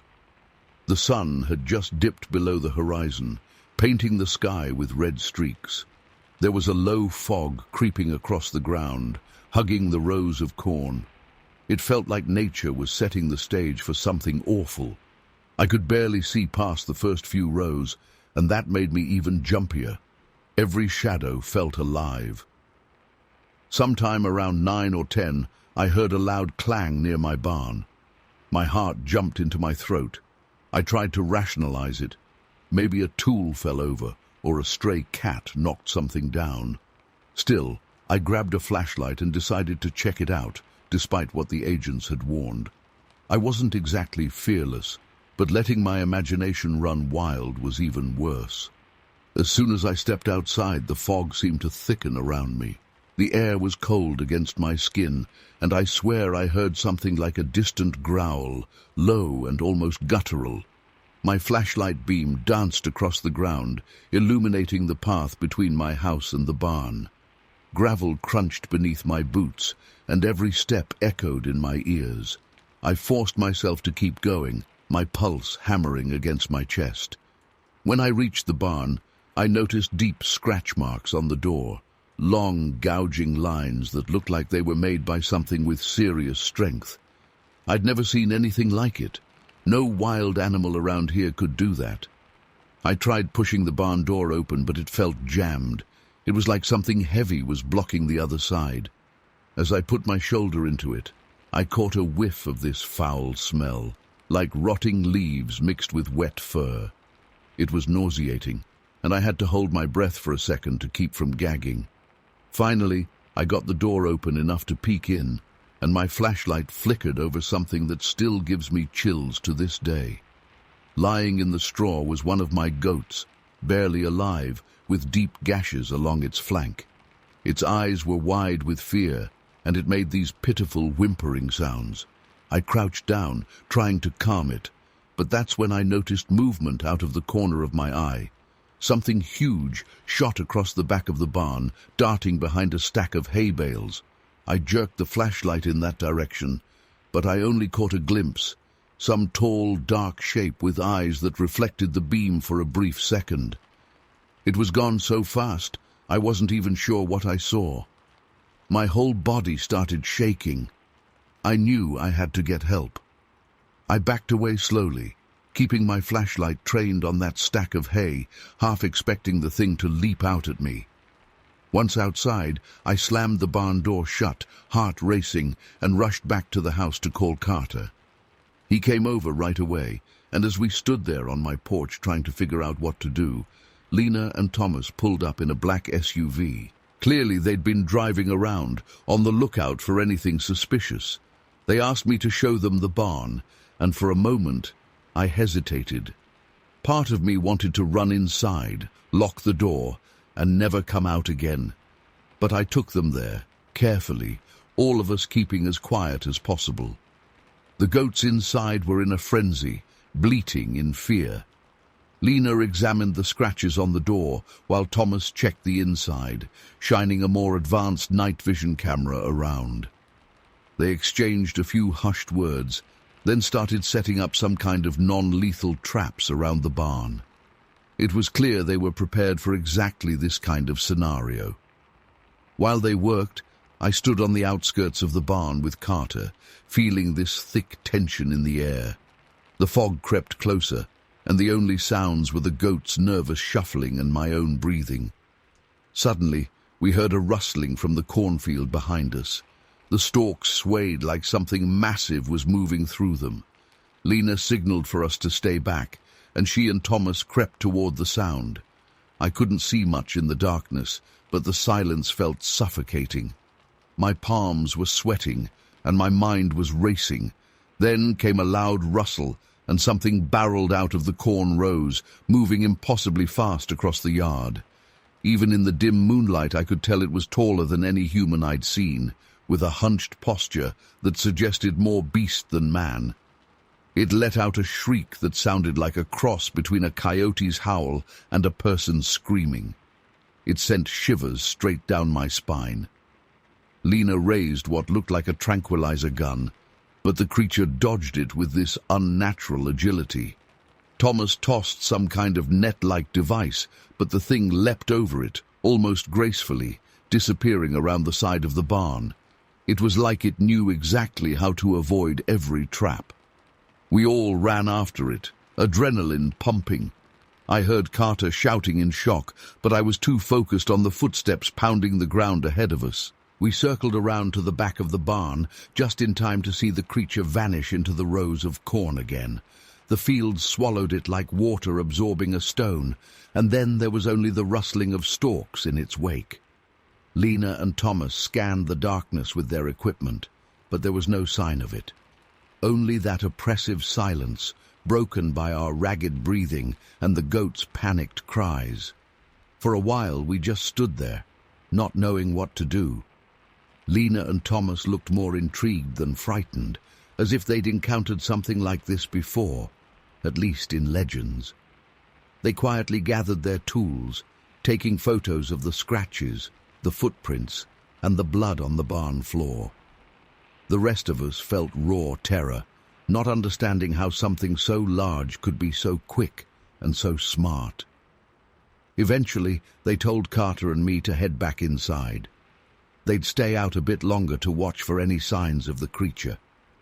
I remember sitting in my living room afterward, the lights all on, my hands trembling, trying to process what had just happened. I kept waiting for the next scream or thud, expecting it to barge into my house at any minute. But nothing else happened that night. The fog lifted slowly, and by dawn, the fields looked almost peaceful again, like the whole thing was just a bad dream. The following day, I talked to a few neighbors who had also heard strange noises around the same time, though none had seen it up close the way I had. Lena and Thomas quietly packed their stuff, said they'd be in touch, and drove off, presumably to file a report somewhere. They never gave me a clear explanation of what that creature was, but I got the sense they had some theory involving old tribal stories. Over the next few weeks, I kept expecting more havoc, more torn fences, more injured animals. But oddly enough, it all just stopped. No new scratches, no more squeals, no sightings. The land felt calm again, almost too calm. And to this day, I haven't heard another peep about it. It's like whatever was out there decided to move on, or maybe it got what it came for. I still have nightmares about that dark shape disappearing into the cornfield, and I keep replaying the moment I locked eyes with it, those reflective, predatory eyes. It's an image I'll never shake off. I don't know if anyone ever figured out exactly what it was or where it came from. Part of me hopes I never find out. Maybe there are things in this world that are better left unexplained. All I know is, I'll never forget the terror of that single night when something in Redwood Falls reminded me just how vulnerable we really are. And every once in a while when the fog is heavy, I can't help but glance toward the barn, half expecting to see those eyes staring back at me. Story 12. I still get chills thinking about that night in 2019, when Miguel Ironoke and I went to investigate those strange chants on the outskirts of Willow Springs, Ohio. I was part of a small team assigned to check out local folklore anomalies, things people usually brush off as rumors. But Willow Springs was different. Something about that place felt genuinely off from the moment we arrived. We had been getting reports for weeks about a weird singing echoing through the hills after midnight. Locals described it as a chorus that sounded both far away and uncomfortably close at the same time. It reminded me of church choirs, but darker, almost warped. By the time we got there, fear had already spread through most of the town. Older folks whispered about native rites performed decades ago on a nearby hill to ward off mysterious forces. A part of me hoped it was just overblown gossip, but I couldn't ignore the nervous energy clinging to the whole area. That evening, Miguel and I set up recording equipment around the hill. I remember how the barren trees on the slope looked like twisted shapes against the sunset, like a graveyard of branches clutching at the sky. It was creepy, but also strangely mesmerizing. By around midnight, we were hunkered down at our little camp, flashlights off to keep ourselves inconspicuous, listening through headphones connected to directional microphones. Silence stretched for nearly 2 hours, and I started to think maybe it had all been a waste of time. Then, just a bit after 2 in the morning, I heard it through my headset, the faintest hint of layered voices. At first, it sounded like wind through dried leaves, so low I could have sworn I imagined it. But it slowly picked up in volume, and soon I was absolutely sure there were voices blending together in some sort of chant. The hair on my arms shot up. Miguel locked eyes with me and nodded. He'd heard it too. We grabbed our gear and headed up a narrow path, our flashlight beams bouncing off gnarled roots and uneven stones. As we climbed, the chanting got louder, but it seemed to shift around us, like whoever was singing kept changing positions. 1 second it would be off to the left, the next it seemed to come from behind. It made no logical sense. We kept stopping to recalibrate the microphones, and every time we thought we were getting closer, the sound faded and started up somewhere else. I've never felt so thoroughly disoriented. About halfway up, I swear I felt someone brush past me. It was just a slight pressure on my jacket sleeve, but it stopped me in my tracks. Miguel was ahead, and there was no one else around. My heart hammered in my chest, and I fought the urge to call out, worried about drawing unwanted attention. We pressed on, trying to find any sign of people or even animals that might explain these sounds, but we saw no one, not a single shape or figure other than each other. Eventually, we reached the top of the hill. There was a clearing with an old stone circle, just a few weathered slabs forming a rough semicircle, really, but enough to suggest it might have been a monument at some point. Miguel took out a thermal scanner, but it wasn't picking up any clear heat signatures beyond the usual environment. The chanting, however, echoed all around us like we were at the epicenter of some bizarre ritual. I felt lightheaded, almost dizzy from how the sound spiraled in every direction. Suddenly, everything went silent. And I mean completely silent, not just the chanting, but the background noise of leaves rustling, the distant hum of wind, everything. The headset, which had been alive with static and murmuring voices, went dead. I glanced at Miguel, and his face mirrored my own alarm. For a moment I felt like I was standing in a vacuum. I've experienced the calm before a storm feeling, but this was different. It was like the world pressed pause, holding its breath. Then, just as quickly, the chanting came back in a burst, loud, overlapping voices, more intense than before. It felt like they were circling us, but I couldn't see a damn thing. It was so loud in my ears that my skin tingled and my stomach twisted with raw fear. It wasn't just a weird sound anymore. It felt deeply unsettling, like the voices were drilling straight into my mind. I tried recording, but the device wouldn't respond, as if it were jammed or malfunctioning. Amid the clamor, I began to hear this odd echo, almost a heartbeat-like thumping somewhere in the distance. It synced with the chanting in an unnerving way. My palms started sweating. My gut told me something here was beyond normal explanations. Miguel gestured at me, and we backed away from the stone circle, scanning the tree line for any sign of movement. I thought I saw a shadow shift behind a massive oak, but when I aimed my flashlight, there was nothing there. We decided to get out of the clearing and head back down. The chanting seemed to follow us for a while, echoing and bouncing off the trees. Every time I glanced over my shoulder, I half expected to see a group of figures trailing us, but we remained alone. My pulse pounded in my ears, matching that bizarre rhythm I'd heard moments before. The more we tried to pick up our pace, the more it felt like the path stretched on forever, twisting and turning in ways it hadn't on the way up. Finally, we broke through the last line of trees and saw the faint glow of our campsite lantern in the distance. The second we stepped into that light, the chanting stopped, as if someone had flipped a switch. Silence rushed back, and this time it felt like the normal night had returned. You could hear cicadas, a gentle breeze, all the usual nighttime sounds that had vanished earlier. We stood there, catching our breath, trying to make sense of what just happened. Back at camp, we frantically checked our recordings. Most of them were either distorted or blank. The few bits we could make out were laced with strange frequencies, quiet hums or warbles that didn't match any normal audio pattern. It sounded almost like underwater chattering when we played it back, not at all like the chanting we'd actually heard. My mind raced, trying to rationalize. Could it be feedback? Technical error? I couldn't make it fit any explanation. We stayed until dawn, hoping maybe we'd hear something else. But everything was dead silent. By morning, it was as if that chorus of voices never existed.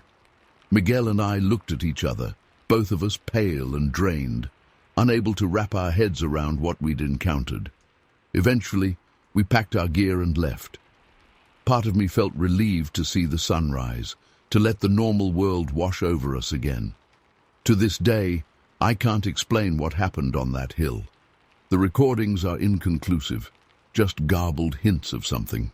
We know locals still talk about that Coro dos Espíritus, or Coro of the Spirits, but nothing we found feels like a neat fit for any old legend. It's like we stumbled onto something that didn't want to be understood or documented. Sometimes in the middle of the night I replay the sound in my head and wonder if we missed a piece of the puzzle up there. But every time I think about going back to figure it out, I get that same hollow dread in my stomach. All I know is that the chanting started and stopped without warning, and it hasn't shown up again in any of our later investigations. Not in any obvious way, at least. I still have nightmares about being stuck in that silent clearing. The memory lingers like a half-finished sentence, and I'm left hanging, uncertain if I really want to uncover the rest. I haven't found a single person who can explain it, and maybe that's best. Because whatever we heard that night felt more than just folklore. It felt like something that doesn't belong in the daylight world, something that would rather stay hidden on that isolated hill. Story 13. I remember driving into Mapleton early that morning in 2020 and feeling a chill in the air that had nothing to do with the temperature. The sky was clear, but somehow everything around us felt muted, like the town itself was holding its breath. My partner, Kira Thundercloud, sat quietly beside me, tapping her fingers on the dashboard as we passed the old wooden houses scattered at the base of the hills.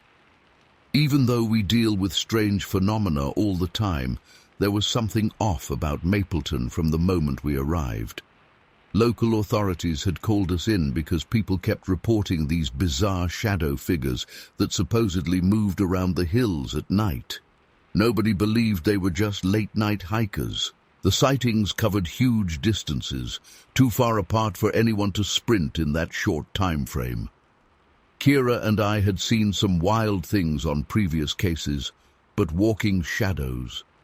We weren't sure what to expect. We checked into a small bed and breakfast near the edge of town, but I only dropped off my bag and grabbed some gear.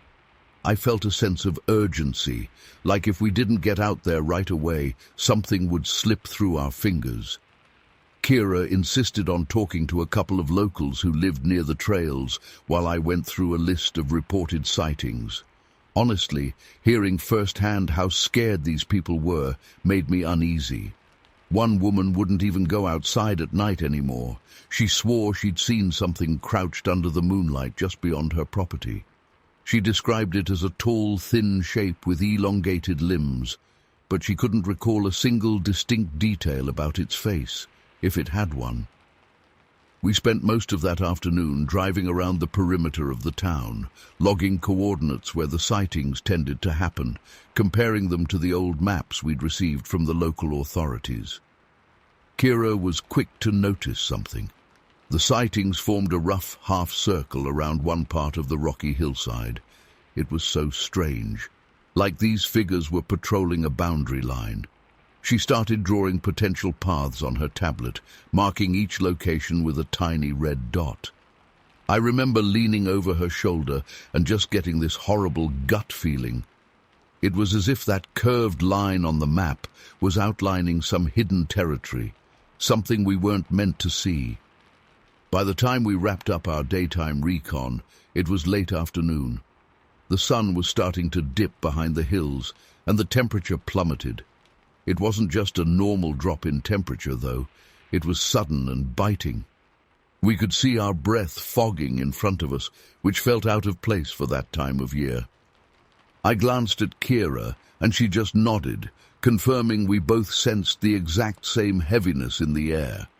We knew night was going to be intense, so we grabbed our night vision scopes, a motion detector, and some other monitoring equipment from the trunk. We wanted to be ready by dusk. Our plan was to stake out the area at the highest point near the semicircle on the map, which was right along the rocky outcrop. We hiked up a steep trail, dotted with broken branches and loose gravel. I kept hearing these faint whistling sounds, but whenever I stopped to listen, the wind died down, like it was deliberately teasing us. Kira shuddered, and I'm pretty sure she heard it too, but didn't want to freak me out. We finally set up our gear near a stand of old pine trees.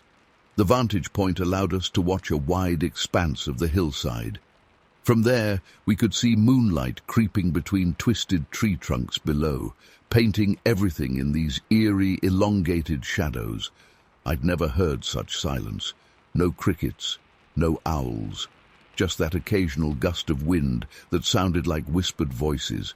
Every hair on my neck stood on end. Around midnight, our motion detector gave a quiet beep, almost too soft to notice. I got that immediate rush of adrenaline, my heart pounding so loudly I was sure Kira could hear it. Through my night vision scope, I spotted movement near the far edge of the rocky wall. It was barely visible, like a shadow moving among other shadows. But it had this distinct shape, tall and unnaturally thin. It glided more than it walked, slipping between boulders like it had done it 1,000 times. Kira nudged me, and then pointed to a second form on the opposite side of the semicircle. This one also seemed to be scanning the ridge, pausing here and there as if it was listening. I can't forget how synchronized they were. They kept this perfect distance from each other, both hugging the base of the rocks, both heading in the same direction around the bend. We decided to quietly follow, staying a good distance back, but trying not to lose sight of them. I had my flashlight ready, but something told me turning it on would be a huge mistake. We trailed them for maybe 10 or 15 minutes, losing them occasionally in the thick brush, then catching a glimpse again whenever they passed through a patch of moonlight. At one point, one of them stopped so suddenly that I froze in place. It turned its head in our direction. We dropped behind the nearest rock, hearts racing. I tried not to breathe too loudly. My eyes stung from staring into the darkness, trying to pick out the shape of whatever that thing was. After a few agonizing seconds, we heard the faint shuffling of it continuing on. We followed again, but our approach must have gotten sloppy, because the next moment we heard a short, sharp noise, like a hiss or a rasping breath. Immediately, both shadows altered their paths and headed straight for a narrow crevice in the rocky wall. Kira signaled me to stay back while she inched closer with the motion detector. As soon as she stepped in range, the device let out this flurry of chirps, confirming some kind of energy spike. We both froze. The two shapes had already disappeared into that dark gap in the rock, but the air around us felt charged, like a static shock waiting to happen. I contemplated going after them, but it was the middle of the night. We didn't have backup, and something about that narrow crevice made the hair on my arms stand up. We decided it was safer to pull back and examine that crevice in broad daylight. So we lugged our equipment and hiked down the hill, barely speaking. My mind was racing with questions. What were those things? Why were they moving around in that perfect semicircle? And how the hell did they vanish so quickly? The next morning we returned to the spot, this time with better lighting. The difference was startling. By day the place looked almost ordinary. The rock formation was just a large, jagged wall with a few scattered shrubs at the base. Yet that crevice was definitely there, narrow enough that only one person could squeeze through at a time. No footprints or any sign that something had passed recently. I even checked for scuff marks, broken twigs. Nothing. Kira brushed her hand along the rocks, and she looked shaken. She found a strange indent in the stone, almost like the outline of a palm. But it was impossible to say if it was natural erosion or something else. We searched the area for hours, going deeper into the narrow passage to see if it opened into a cave. But it was like a dead end, just a tight corridor of rock leading nowhere. And yet, the night before, those shadows had disappeared right there, as if there was a hidden tunnel. Neither of us could explain it.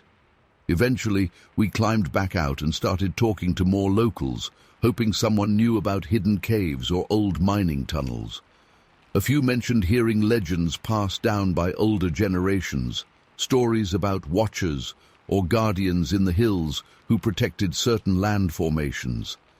Nobody had any concrete proof, though, and no one seemed eager to investigate. Some folks just told us, "You won't find anything if they don't want to be found." It wasn't exactly comforting. We put everything we had into our official report, detailed notes, coordinates, sketches, but there was no direct threat to the townspeople, at least nothing we could confirm. Kira and I stuck around one more night, just to see if anything else would pop up. But the second night was dead silent.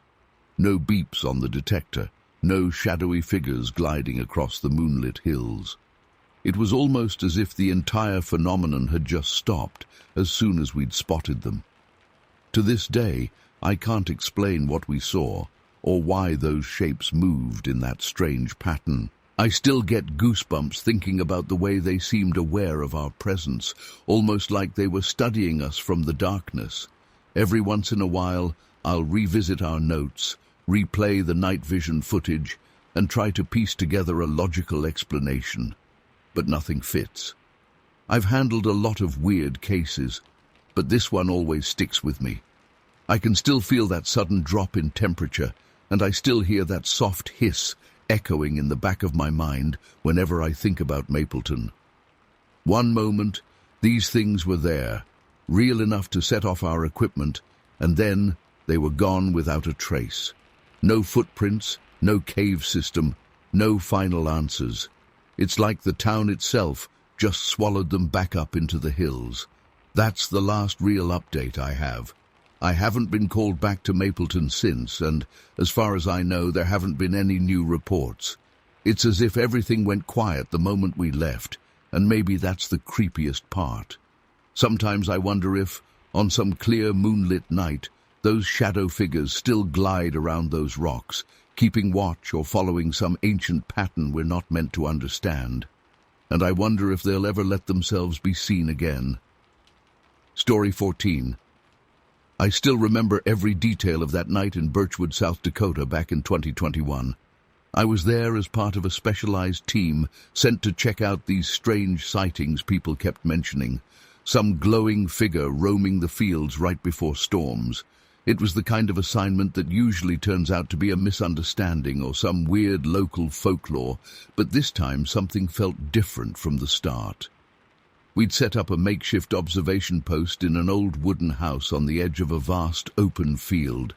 My teammates, Maya Littlehawk and Donovan Redcloud, both had a lot more experience tracking down odd occurrences tied to indigenous legends than I did. Even so, I felt this strange mix of excitement and dread the moment we arrived. Locals had warned us about intense storms rolling in, so we prepared ourselves for a long night.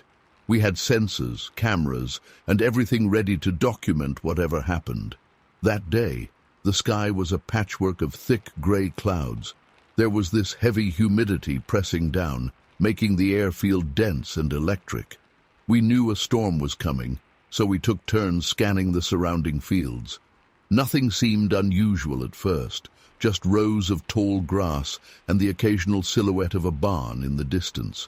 But as the afternoon dragged on, something on our radar started pinging, a weak, constant signal moving in a slow loop around the house. It made no sense because the fields looked empty. I started to feel uneasy. There's a big difference between hearing a rumor about a glowing figure and seeing a strange blip on a device that's designed to pick up real, physical things. By late evening, the wind picked up, and the first flashes of lightning lit up the horizon. That's when Donovan motioned for me and Maya to join him at the window. He pointed out a small silhouette, almost hidden by the sheets of rain that had just started falling. I couldn't see it clearly at first, just a blurry shape that seemed to shimmer against the dark backdrop of the fields. My heart rate shot up. Maya tried to film it, but our camera wouldn't focus. The screen kept glitching like it was hitting some kind of interference. Every flash of lightning made it look like the figure flickered in and out of existence. I kept thinking about the stories we'd heard from the local fishermen. A bright flare in the darkness and the sound of chains dragging. I strained my ears, and sure enough, beneath the rumble of thunder, I caught a faint metallic clank.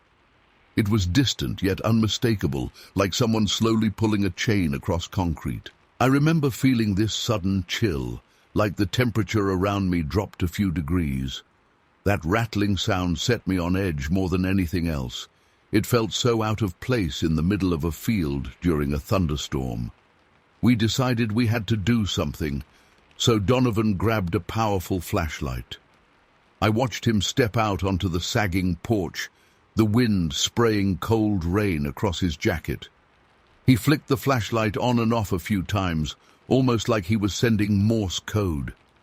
For a split second, I saw the figure pause, or at least it seemed to. The glow around it wasn't flashy or bright like a spotlight, more like a dim aura that pulsed in time with the lightning. It felt almost alive. My stomach twisted in knots, because part of me wanted to see it up close, but the other part wanted to slam the door and pretend none of this was happening. Then it moved, fast.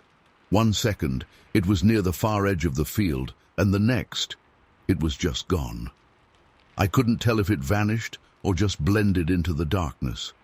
The storm kicked into high gear at that point, lightning striking so bright it hurt my eyes. The thunder rattled the old wood of the house. I heard Maya call out something, but her voice got swallowed by the wind. We scrambled inside, closed the door, and just looked at each other, drenched and shaking.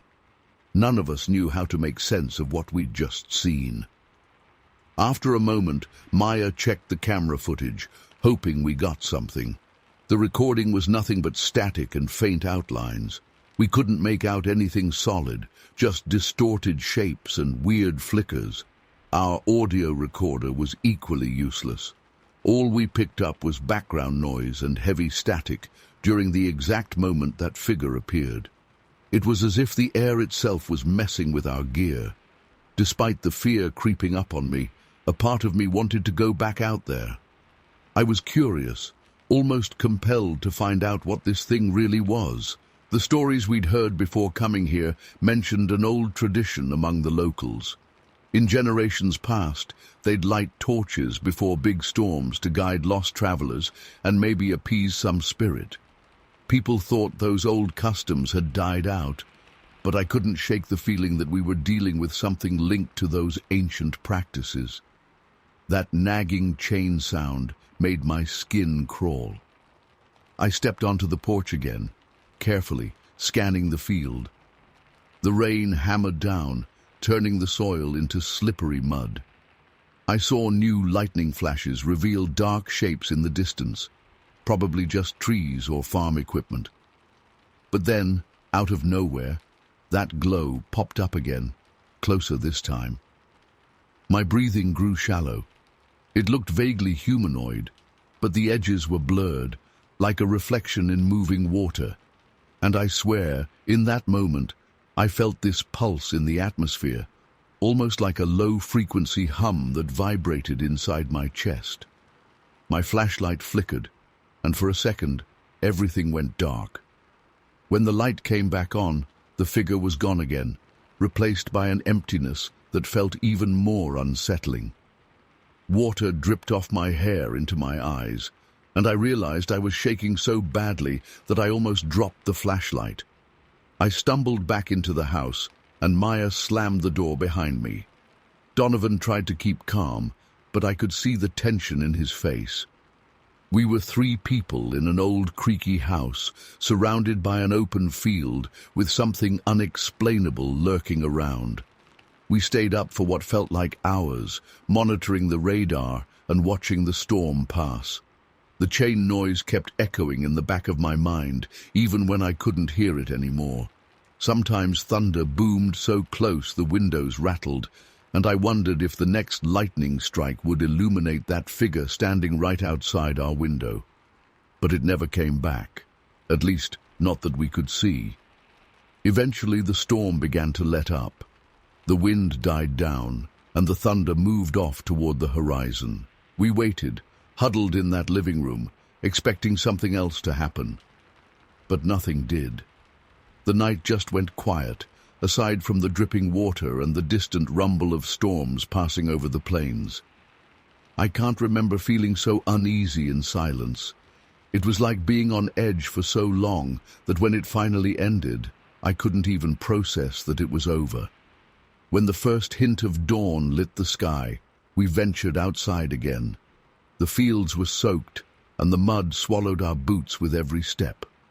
We checked the spot where Donovan thought the figure had appeared. Sure enough, we found this odd pattern on the ground, like a faint burn mark in a ring shape. The grass within that circle was wilted and dark, but there was no logical explanation for how it got that way. No footprints, no signs of regular weather damage, just that eerie circle. I felt a wave of dread wash over me again. We reported everything to the locals later that morning, and most of them just nodded, like it confirmed stories they'd heard from their grandparents. Some said it might be an ancestral spirit trying to warn us of dangerous weather. Others believed it was a guardian figure, not harmful at all. Nobody had a definitive answer, but they all seemed strangely resigned to it, like they already accepted it was part of life out here. Even now, I don't know exactly what we encountered. All I can say is that it wasn't just superstition or a trick of light. There was something real about that flickering figure and the chains that seemed to accompany it. We left Birchwood soon after, and the official report we filed was full of inconclusive data. No real evidence besides a few grainy photos, some odd burn patterns and eyewitness accounts. It's been a while since that night, and I can't shake the feeling that we only scratched the surface of whatever's out there. Sometimes during a heavy storm, I catch myself listening for the faint rattling of chains. I don't think I'll ever forget how terrified and fascinated I felt at the same time. That night started like any other storm watch and ended with an experience that still gives me chills. Even now, I can't explain it. It just happened. And then it was over. Story 15. I still get chills just thinking about it. Back in 2017, I was called in to assist Hector Stormall and Jade Brightmoon in Rockford Springs, Maine. They needed an extra pair of hands and a local viewpoint since I'd grown up in a nearby town. People had been whispering about this strange presence around a set of abandoned mills by the river, and animals were steering clear of that entire stretch of land. Nothing about it sounded normal, but I didn't expect it to be as unnerving as it turned out. We arrived late in the afternoon. The sky had this grayish tint, and the air felt damp, like a storm was about to roll in. You could see the old mills standing on the edge of the river, their silhouettes poking out of a thick mist hovering above the water. I remember stepping onto the muddy path leading to the first mill and feeling this weird dread settle in my stomach. It wasn't just the cold. It felt like something was waiting for us, watching from somewhere I couldn't pinpoint. We started with the first mill. It was mostly intact, just covered in cobwebs and layers of dust. The wooden stairs moaned with every step, and I got that uneasy feeling, like when you're alone in a house and you're convinced you heard footsteps in the next room.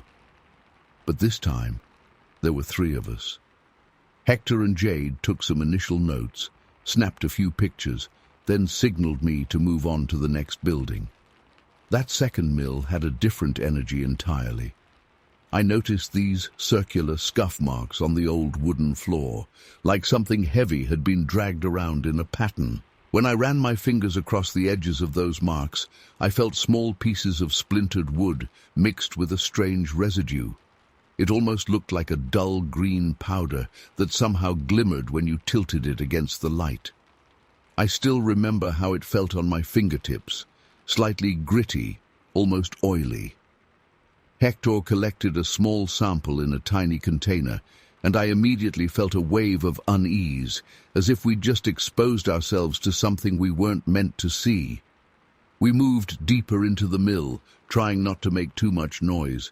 Jade noticed a vague movement near the far wall, like a flicker that disappeared when we pointed our flashlight in that direction. She signaled for silence, so we switched our lanterns to a lower setting and quietly headed down a narrow hallway that led toward what used to be the central grinding chamber. The smell of rust and stale water grew stronger with each step. Our footsteps echoed in this hollow corridor, and for some reason every echo sounded slightly off, as if something else was moving in sync with us. At the end of the corridor, we saw a flicker of light near the entrance to the chamber. It wasn't the beam of a flashlight, more like a pulsating glow, faint but definitely there. My heart started pounding because I could see a shape within that glow. It was semi-transparent, drifting a few inches off the ground. There was this thin, swirling mist around it, and it almost looked like it was breathing, expanding and contracting in slow waves of light. It didn't charge at us or make a sound. It just hovered, bobbing in the air, as if it was deciding what to do next.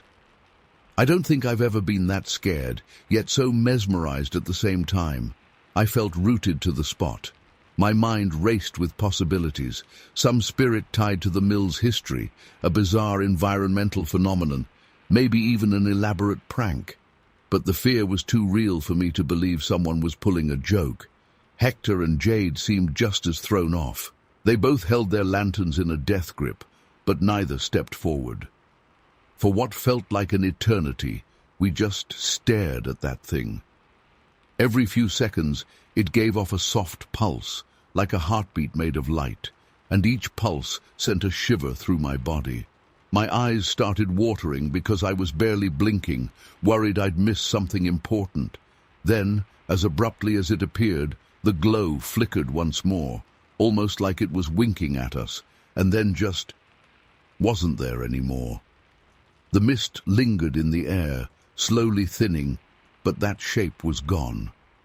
We stood there, ears straining for any noise, but all we heard were the distant creaks of the mill's gears and the faint rustling of the wind outside. After a moment, we retreated back outside to catch our breath and exchange looks of disbelief. There was this unspoken agreement that we had to be careful. Whatever we were dealing with wasn't normal.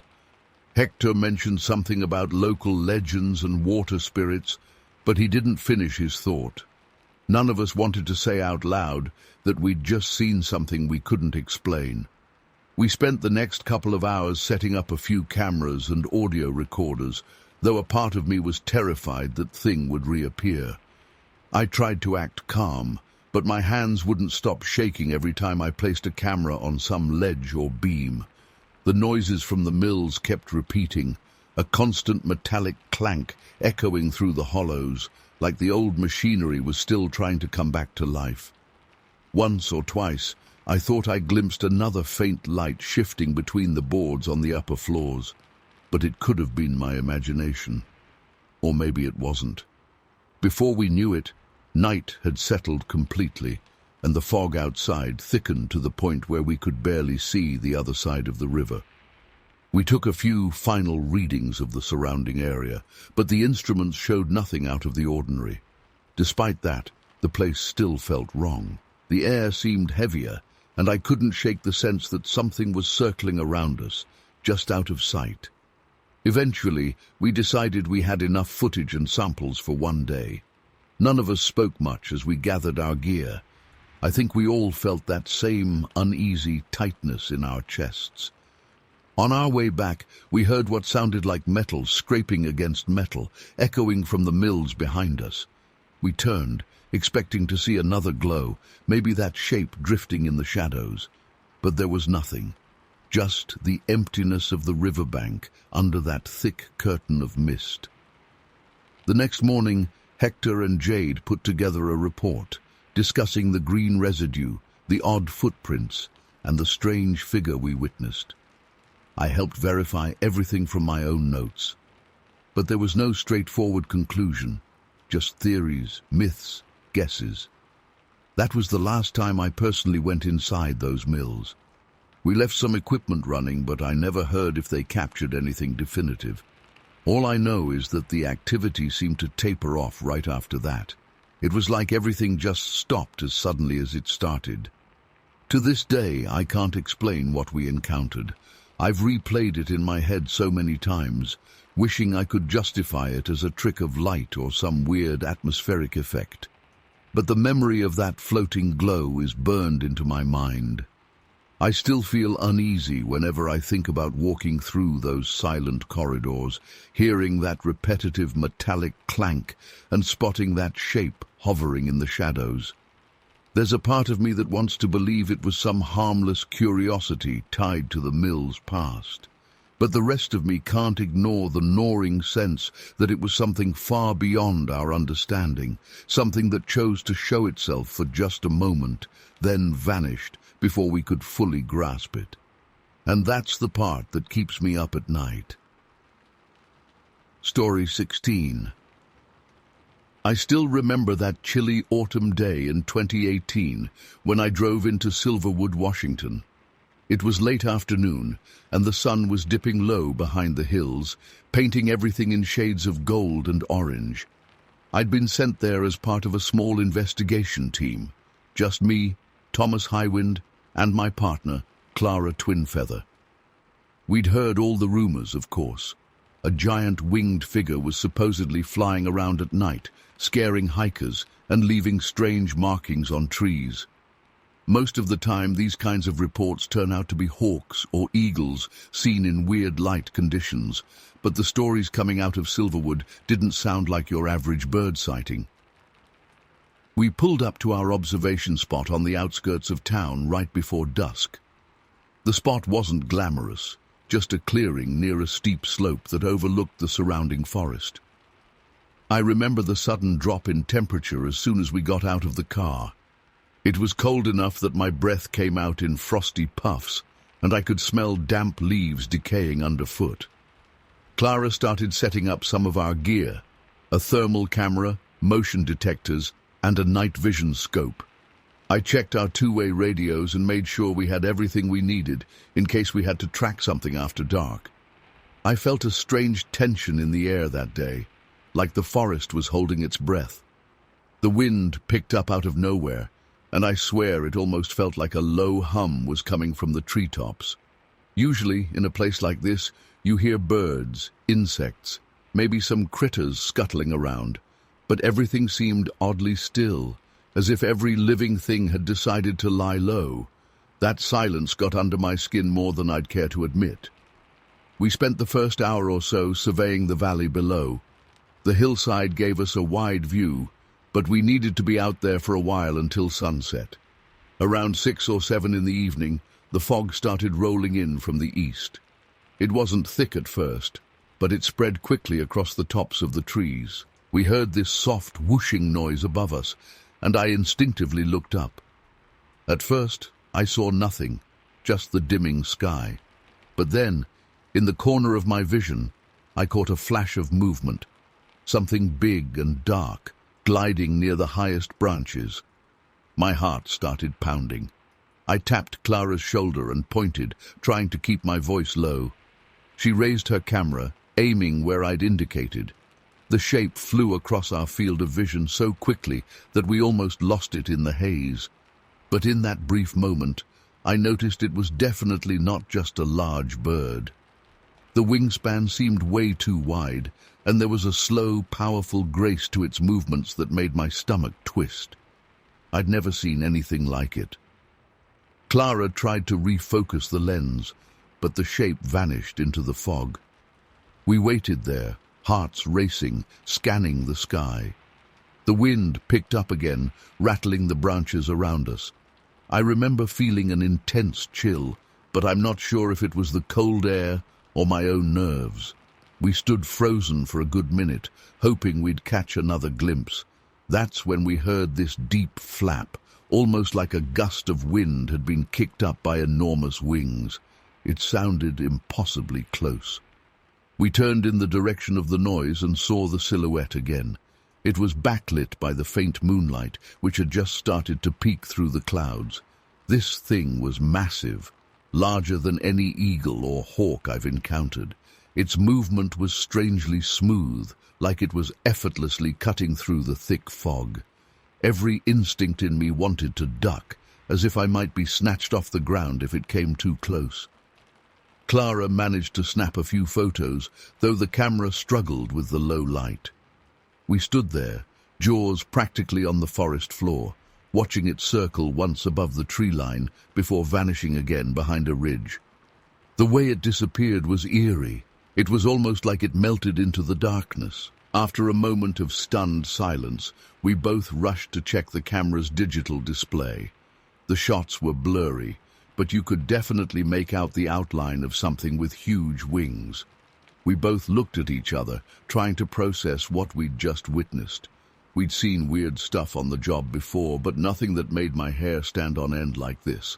We decided we had to get closer. I know that sounds reckless, but that's what we were there for. Document the phenomenon, figure out if it was an animal, a hoax, or something else. We packed up our gear and hiked down a narrow trail that led into the forest. By then, the sky had gotten dark, but the moon was bright enough to light our way, at least partially. The fog was thicker among the trees, so we flicked on our flashlights and scanned the ground for any broken branches or footprints. There'd been talk of weird markings found in the area, so we wanted to see if we could confirm that. The forest felt suffocating. Every time we stepped on a branch or leaves, the crunch echoed like a firecracker in the stillness. I felt like we weren't alone, like there were eyes on us from somewhere beyond the tree trunks. We walked for maybe 20 minutes, searching for any clue of a recent landing or nest. Then Clara stopped in her tracks. She pointed to a spot on the ground where the grass and bushes had been pressed down, forming a strange pattern. Several thick branches nearby were snapped at odd angles, as if something heavy had just settled there briefly before taking off. We crouched down to examine the ground. I put my gloved hand on one of the broken branches and noticed a dark smudge. It looked almost like a black residue or dust. It reminded me of soot, but it didn't smell burnt. To be honest, I have no idea what it was. We decided to mark the location with a small glow stick so we could come back later. As we stood up, we heard a rustling of leaves above us, like something was shifting its weight on a high branch. Our flashlights immediately pointed upward, but all we saw were silhouettes of branches rocking in the night breeze. I felt that cold spike of fear in my chest again, and my instincts screamed at me to keep going, to get the hell out of that immediate spot. Clara and I shared one of those loaded glances, no words needed, and we agreed to push forward a bit more, at least until we reached a small clearing where the terrain sloped downward. As we made our way deeper into the woods, that sense of being watched intensified. The fog clung to the ground, swirling around our ankles, and every step felt heavier. Then, out of nowhere, we heard it. A low, guttural sound that I can only describe as a cross between a growl and a whoosh of air. It reverberated through the trees, and my stomach dropped. It wasn't a bear, I can tell you that much. It sounded too deep, too unnatural. We froze in place, scanning the sky. Then we saw it again. The creature was perched on a thick branch, maybe 30 feet above us. From where I stood, it looked like it had a large, hunched body with those impossibly wide wings folded at its sides. I couldn't make out a face, just a dark silhouette. My mouth went dry. I felt my pulse pounding in my ears. Before either of us could react, it spread its wings and dropped off the branch. I thought it was going to land on us. My heart practically jumped out of my chest, but it glided right over our heads in one smooth motion, kicking up a blast of cold air that made me stagger backward. The smell it left behind was this weird mix of damp earth and something metallic, almost like ozone. Clara shouted, startled, and tried to snap more photos, but everything happened so fast. In seconds, the creature vanished into the higher branches on the other side of the clearing. I tried to keep my composure, but every nerve in my body was on high alert. I'd never felt so vulnerable, so aware that we were dealing with something beyond our standard wildlife encounters. We checked the time. It was only around 9 p.m., but it felt later. We decided we had enough evidence for one night. Neither of us said it out loud, but I think we both knew we were pushing our luck if we stayed any longer. We hurried back toward our initial observation spot, retracing our steps through the thick fog. The night seemed darker now, and the forest noises had returned in full force. Crickets, distant owls, branches creaking in the wind. It felt like the woods had decided to breathe again, but now everything sounded ominous. I couldn't shake the feeling that we were being followed. At one point, I heard what I thought was a heavy wing beat overhead, but when I aimed my flashlight upward, I saw nothing but swirling mist. When we finally reached our makeshift camp at the top of the slope, I think we both exhaled in relief. We quickly started reviewing the camera footage on a laptop, hoping we captured a clearer image. The videos showed fleeting glimpses of the creature's outline, but no perfect shot. Still, it was more than enough to confirm it was real, or at least that something huge was out there. Suddenly, the motion sensor alarm we'd set up near the tree line began to beep. I jumped and nearly knocked over my coffee. Clara and I grabbed our flashlights and headed to the sensor's location. The blinking red light indicated that something had just moved past it. My heart pounded so loud I could barely think. We scanned the darkness for any sign of movement, but everything was still again, like the entire forest was playing with us, letting us know it was there but refusing to show itself. We stood there waiting for something, anything. A minute passed, then 2. But the sensor didn't beep again. No more wing beats, no more ominous growling. It just stopped.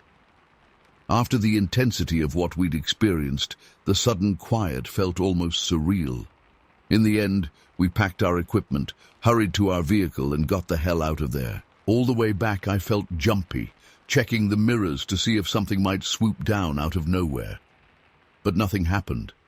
It felt like whatever was out there had made its point. It existed. It was bigger than us, and we had no say in its territory. And then it let us go. I still can't fully explain what I saw that night. We had physical evidence of large branches snapped in odd places, some hazy photos of an enormous winged shape, and that strange residue on the broken wood. But every time I try to piece it together, I end up with more questions than answers. A part of me wonders if it was some undiscovered species, or maybe an ancient guardian figure like a local myth coming to life. Or maybe it was something else entirely, something that defies any category we know. All I know is that after that single night in Silverwood, I've never looked at the skies the same way. I still have those blurry photos, and sometimes I pull them up on my phone just to remind myself it wasn't all in my head. It's been years, and nobody's offered a solid explanation. But I'll never forget the sheer awe and fear I felt. Even if I can't prove exactly what soared above those trees, I know in my gut that it was real. And for whatever reason, it chose that foggy, moonlit night to reveal itself, and then slipped away, as if it never existed in the first place. Story 17. I still get chills whenever I think about that day in 2019, up at Blackstone Ridge in Nevada. I remember waking up at dawn, feeling that uneasy excitement in the pit of my stomach. It was the kind of feeling you get when you're about to do something important, but can't shake off the sense that it might go horribly wrong. Ellie Snowhawk and Bill Sharpfang were there too, adjusting their gear and reviewing our plan. We had all heard the rumors from the villagers at the base of the mountain, strange lights coming from within hidden fissures in the rocks, long arms reaching out of cave openings, and that unsettling bluish glow people couldn't explain. We were there to figure out what the hell was actually happening. I joined them right after a quick briefing with the local folks. Everybody there looked pretty tense. One guy, he couldn't have been more than 20, mentioned seeing a flicker of blue light while hiking at dusk.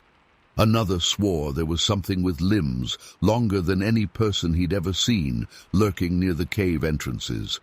No one seemed to agree on the exact details, but every single person warned us not to stick around past sunset.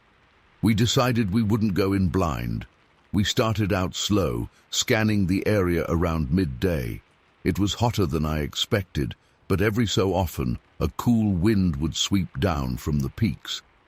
We found some footprints on the loose gravel, kinda weird in shape, too shallow to be from a regular boot. Ellie brought out her phone and took a bunch of close-up photos. Bill was quiet, but I could see he wasn't thrilled by what we were finding. Those prints just didn't match anything normal. They almost looked like bare feet, but distorted or elongated at the toes. We kept going, but a couple of the prints seemed to vanish, like whoever left them had just disappeared into thin air. Around mid-afternoon, we decided to move further up toward the caves. The rock formations there are rugged, with narrow crevices and jagged paths. Ellie had a set of old mining maps that showed a series of cave openings, some known, others rumored to be sealed off by collapses. We double-checked our route, but the place is a labyrinth. Crumbling paths, hidden ledges, unexpected drop-offs. It felt like everything in that mountain wanted us gone. When we finally reached the entrance, the locals had pointed out the sun was already starting to drop behind the ridge, throwing long shadows across the ground. The entrance itself was small and partially hidden by a cluster of boulders. Inside, the air felt different, almost stale, and yet strangely cold. It was like stepping into a freezer while the outside heat lingered on our backs. We spread out, careful to keep each other in sight. Bill carried a thermal scope, hoping to detect any signs of life deeper in. I had a normal flashlight, though I kept it angled low to avoid any big reflections. Ellie had a specialized lantern that could dial down to a soft glow. We didn't want to attract attention in case something or someone was in there. It was about 10 minutes in when we heard the dripping sound. At first, I dismissed it as water seeping through rock, but it was too regular, almost metronomic. One drip every few seconds, echoing off the walls in a steady beat that made my skin crawl. We followed the noise down a narrow corridor, ducking under a low arch. It opened up into what I can only describe as a natural chamber, like a small round room carved out by centuries of water flow. That's when we noticed a faint bluish light shining against one wall. The glow reminded me of those cheap glow sticks you snap at concerts, but it was subtler, more spread out, like it was embedded in the rock. We moved closer, and that's when I saw the symbols etched into the stone. They weren't random scratches. Some looked geometric, while others seemed more like animals or maybe people. It's hard to say, but the lines had this faint luminescence, as if something had been painted there that reacted to a light source we couldn't see. My heart was pounding. There was this oppressive feeling in the air, like we just stepped into a place we weren't supposed to be. I remember looking at Ellie, and she gave me this tense nod, like she was thinking the same thing, but was too determined to quit. Bill scanned the area with his scope, but didn't see any heat signatures. He whispered that he felt a draft, though, which didn't make any sense. There shouldn't have been a breeze in that closed-off chamber. Then we heard a shuffle behind one of the rock columns.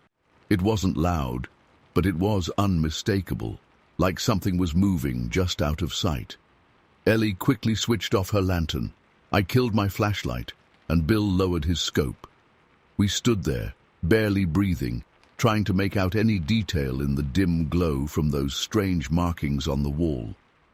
I wish I could say I saw something clearly, but the truth is, I only caught a brief glimpse, a fleeting silhouette, or maybe just a shadow.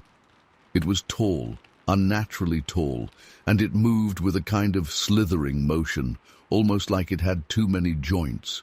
My stomach twisted in knots. I've been in some creepy situations before, but this one left me with an immediate sense of dread.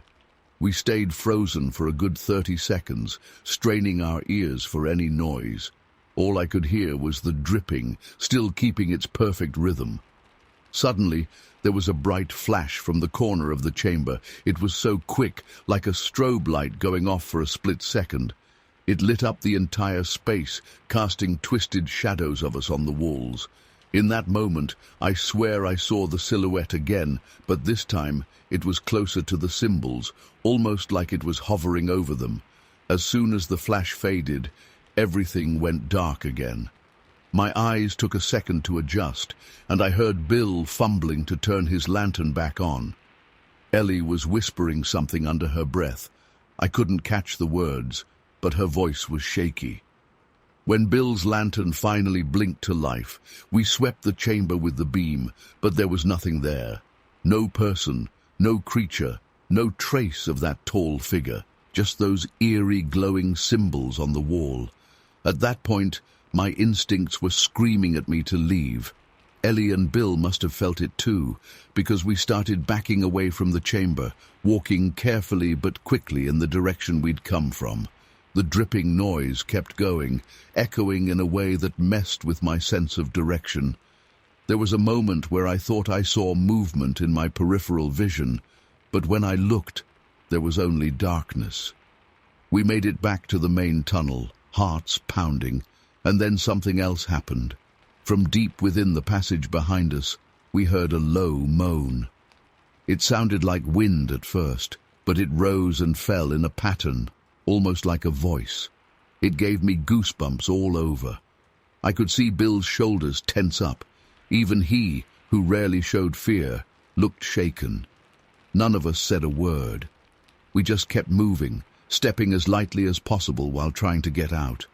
The moaning followed us, growing softer, then louder, as if whatever was making the sound kept stopping and starting. I swear it felt like we were being watched, herded even, though we never saw another figure. My flashlight flickered a few times, which only made things more terrifying. Every time the light dimmed, I expected to see something lurking in the darkness.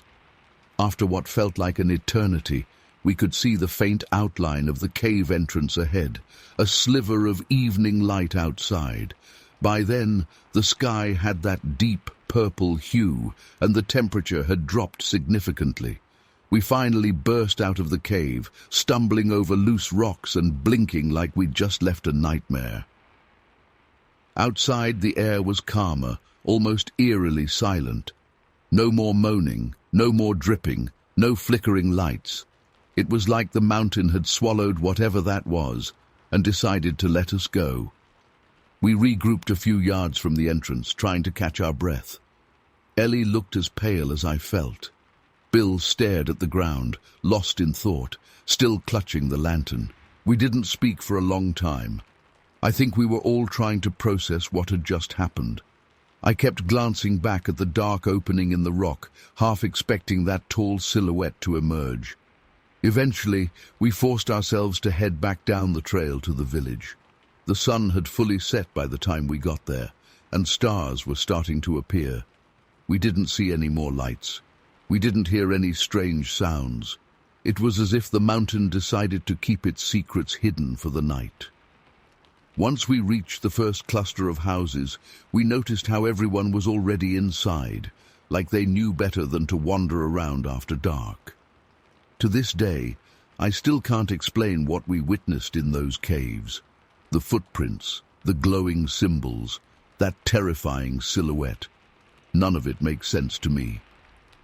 I've looked back at the photos Ellie took, and while some of the cave shots came out, the weird glow didn't show up clearly.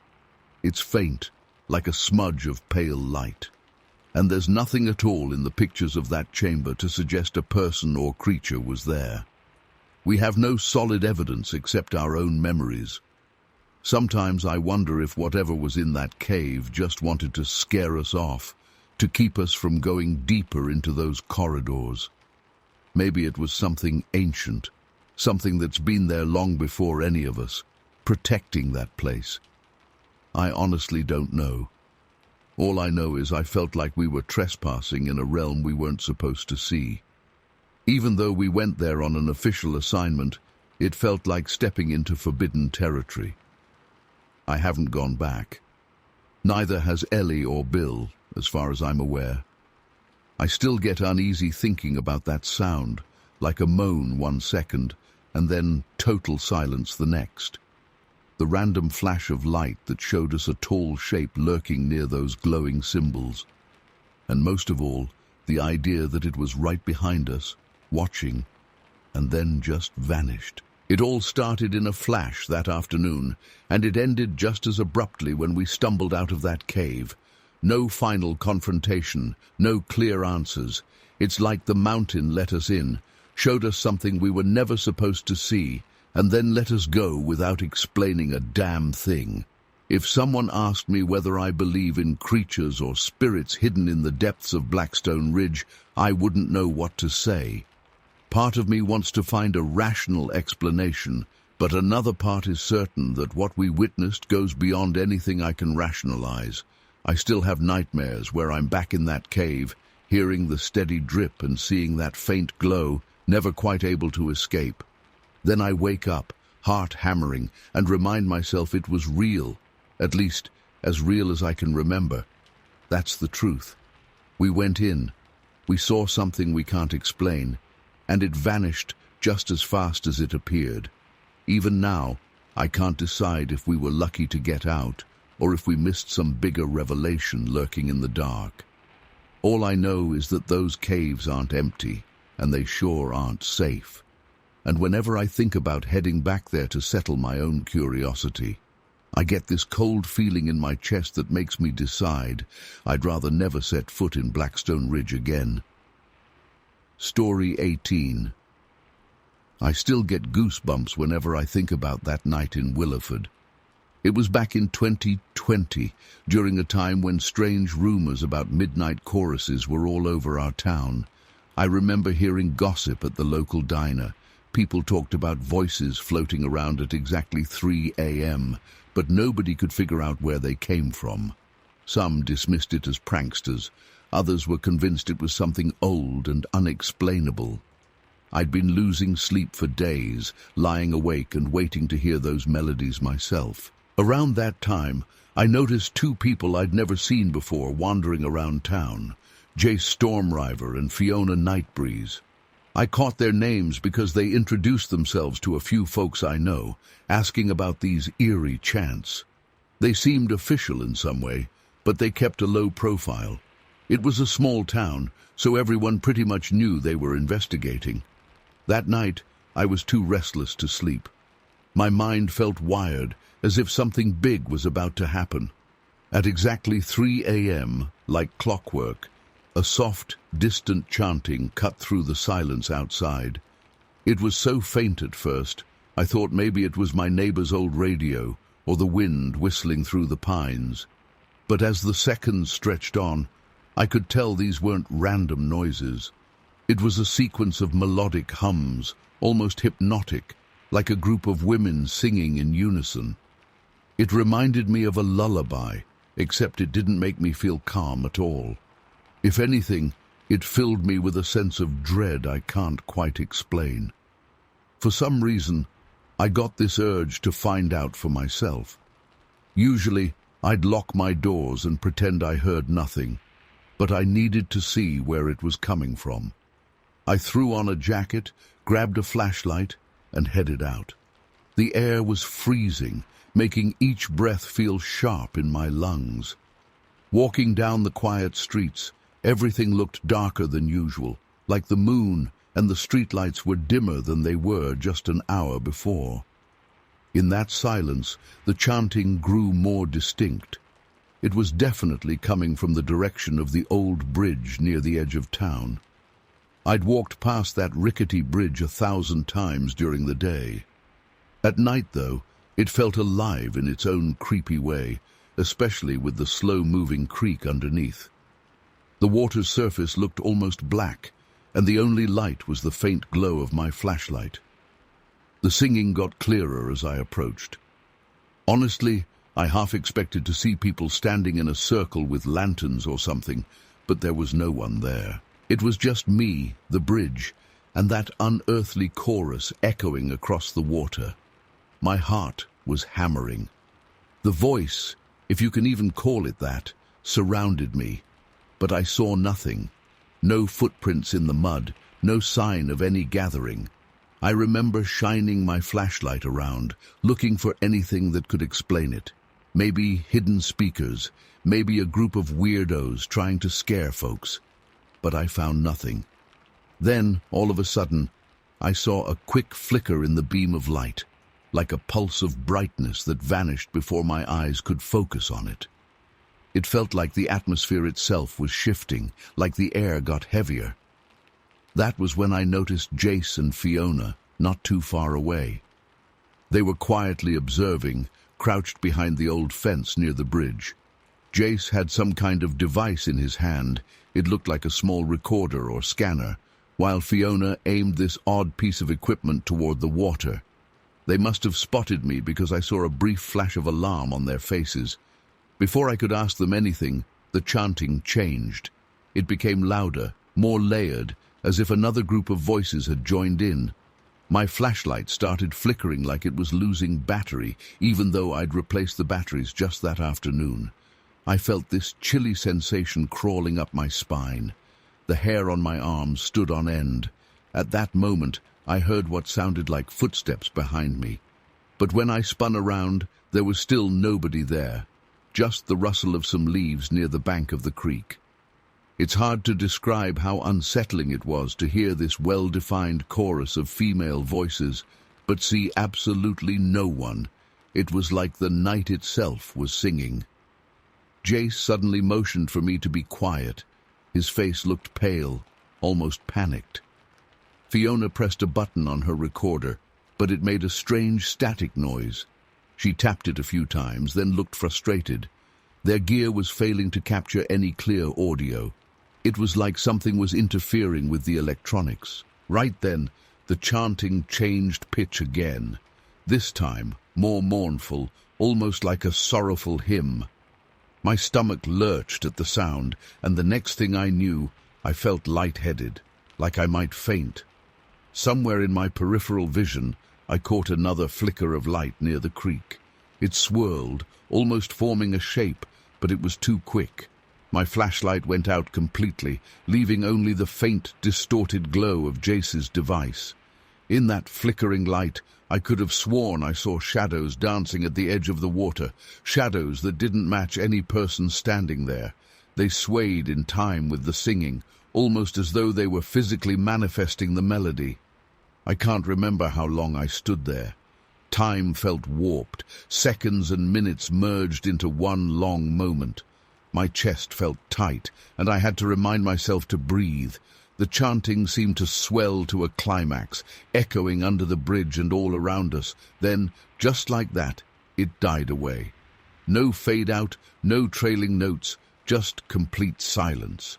It left a ringing in my ears that lasted a few seconds, like when a loud concert suddenly ends. When everything went quiet, Jace and Fiona looked at each other, stunned. I still couldn't wrap my head around what had just happened. For a moment, I just stood by the creek, trying to catch my breath, scanning the area with the faint hope of seeing some kind of clue, a person darting into the woods or a hidden speaker. But there was nothing, as if the entire spectacle had never happened. Eventually, Jace and Fiona started messing with their equipment again, probably checking to see if anything had been recorded. It was too dark to see their expressions clearly, but I sensed they were just as unsettled as I was. I didn't have the courage to ask them what they thought it was. Something about the look in their eyes told me they didn't have a real explanation either. I made my way back home, heart pounding all the while, feeling like I'd crossed some invisible line between ordinary reality and whatever that was out there. By the time I locked my front door, the night felt almost normal again, but I knew it wasn't. I couldn't sleep a wink. I kept replaying that chorus in my head, those flickers of light, those dancing shadows. The next day, I expected to hear everyone in town talking about it, but it was weirdly quiet. Some folks mentioned that they'd heard the chanting again, but they didn't give details. Maybe they were too spooked or just didn't want to deal with it. As for Jace and Fiona, I saw them one more time near the diner, looking at a map, talking in hushed voices. Then, a couple of days later, I heard they left town for some further investigation. What gets me is how abruptly everything stopped. There were no final announcements, no big warnings, just silence. After a few more nights, the chanting seemed to cease entirely, and Willowford went back to its usual slow pace. No official explanation ever came out. People still gossip about it once in a while, but most folks have moved on. I sometimes wonder if those voices were linked to something ancient, spirits or guardians connected to that creek. Or maybe it was some echo of a forgotten ritual no one fully understands. Even today, I can't walk by that old bridge at night without feeling a shiver run through me. It's like the memory is carved into the place, lingering in the darkness. Sometimes, if I'm wide awake at 3 a.m., I catch myself listening, straining my ears for any sign of that haunting melody. But it's been silent ever since. No matter how hard I try, I can't make sense of it all. Maybe it was just a bizarre glitch in the night. Or maybe there's a reason we'll never uncover. I still don't have answers, only that eerie memory that refuses to fade. Story 19. I still feel a shiver run down my spine when I remember that night back in 2021. I had been sent to Clearhaven, a tiny place hidden away in Montana, alongside my partner, Raoul Greyfeather. People around there spoke about strange things happening near the lake, especially on nights with no moon. At first, I figured it might be just local folklore, but I was wrong. Something happened on our third night that I still can't fully explain. We were staying in this old lodge that overlooked the lake. It was quiet most of the time, and from the windows we could see the water stretching out like a dark mirror. The first 2 nights, we didn't notice anything. I remember telling Raoul maybe it was all just tall tales. He didn't say much, but I could tell he was just as curious as I was. On the third night, everything changed. Around midnight, I was sitting at the lodge's wide window, scanning the water through binoculars. The lake looked still. No wind, no ripples. Then I saw these faint flashes, like small bursts of light in the middle of the lake. It was so subtle that I blinked to make sure I wasn't dozing off. Raoul saw them too. They were too bright to be a reflection of anything on shore, and definitely not just a trick of my eyes.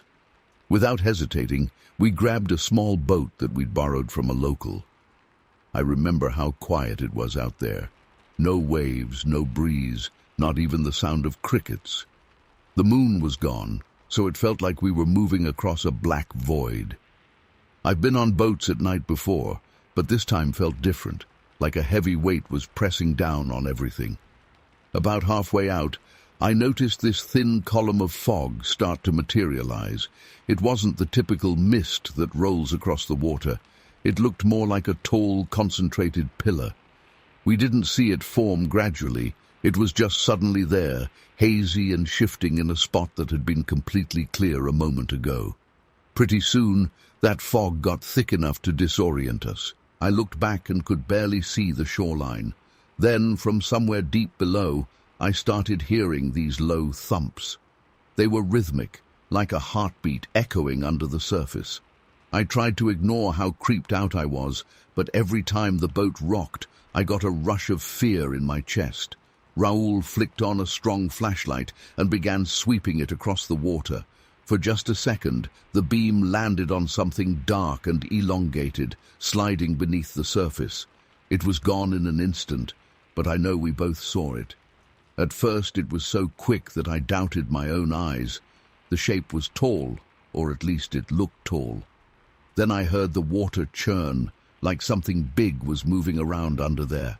My heart started pounding, and I gripped the edge of the boat so tight my hands hurt. We tried following whatever it was, shining the light in every direction, but the fog was making it impossible to see more than a few feet ahead. The splashing noises stopped just as quickly as they'd started. There were no big waves, no sign of anything thrashing around. It was like it had never happened. We floated there for a few more minutes, not sure whether to keep going or turn back. After a moment of tense silence, we decided to head for the lodge. We were both jumpy, listening for anything behind us, but all we heard was that rhythmic echo, fading little by little until it vanished. By the time we got close to the shore, my hands were shaking. I could feel this sense of dread, like we'd just come too close to something we weren't supposed to see. Back inside, we spread out a bunch of old maps and read through the reports we'd collected from locals. Some folks in Clearhaven believed the lake harbored a being that only emerged on moonless nights. They said it was part of some ancient legend, maybe a guardian of secrets left behind by an old civilization that once lived there. I'll be honest, I wasn't sold on the idea of any ancient mystical creature roaming around, but after what I'd just witnessed, I couldn't ignore that something was definitely lurking in the water. The next morning, we tried to be more systematic about it. We got our hands on portable sonar gear and suits so we could at least take a look at the lake floor. In the daytime, the water was surprisingly clear near the surface, which helped calm me down a bit. We dove in and discovered weird rock formations, round structures arranged in some kind of pattern. They reminded me of standing stones you'd find in old archaeological sites, but they were buried under silt and algae. We didn't see any signs of large creatures, no tracks, no broken branches or anything around the shore. Still, those formations were unusual enough that we started to think those old legends might have some foundation in reality. Later that same day, we set up on the opposite side of the lake, hoping to get a fresh angle. We brought thermal cameras, hoping that if something popped up on the surface, we'd at least see its heat signature. I remember feeling this constant knot in my stomach. Clearhaven is remote, and at night it can get so quiet that every rustle or drip of water sounds like a shout. We positioned ourselves just before midnight and waited. Around 3 a.m, that strange column of fog reappeared, except this time it was on the far side of the lake. We could see faint points of heat moving around inside it, like small orbs drifting around in a slow circle. It was bizarre and made zero sense meteorologically. Then the water started to stir again, and we heard the same low, steady thumps echoing across the lake. I can't describe the feeling in my gut. It was equal parts awe and raw fear. I leaned forward, watching the thermal camera feed. Raoul was right next to me, stone-faced, but I could see a bead of sweat on his forehead, even though the night was freezing cold. Whatever was moving out there, it didn't appear to come closer. We caught just a flicker of something tall lurking near the water's surface. Then it sank back down, without so much as a splash. By the time dawn broke, everything stopped. The fog dissipated. The water looked totally normal again. If not for the footage, most of which was just tiny, flickering heat spots, it could have been a dream. But I knew it was real. Raoul knew it was real. And the strangest thing is, it never felt like it wanted to attack us. It was more like we were bystanders, watching something ancient and private unfold. We ended up writing a report saying there was no immediate danger, no aggression, no direct threat to the locals.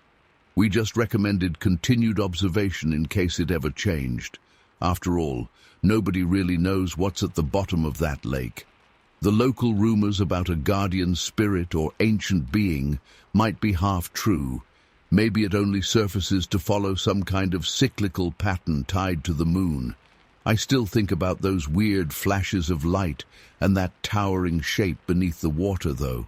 It's like the lake wants to keep its secrets hidden, only allowing the occasional glimpse during those blackest nights.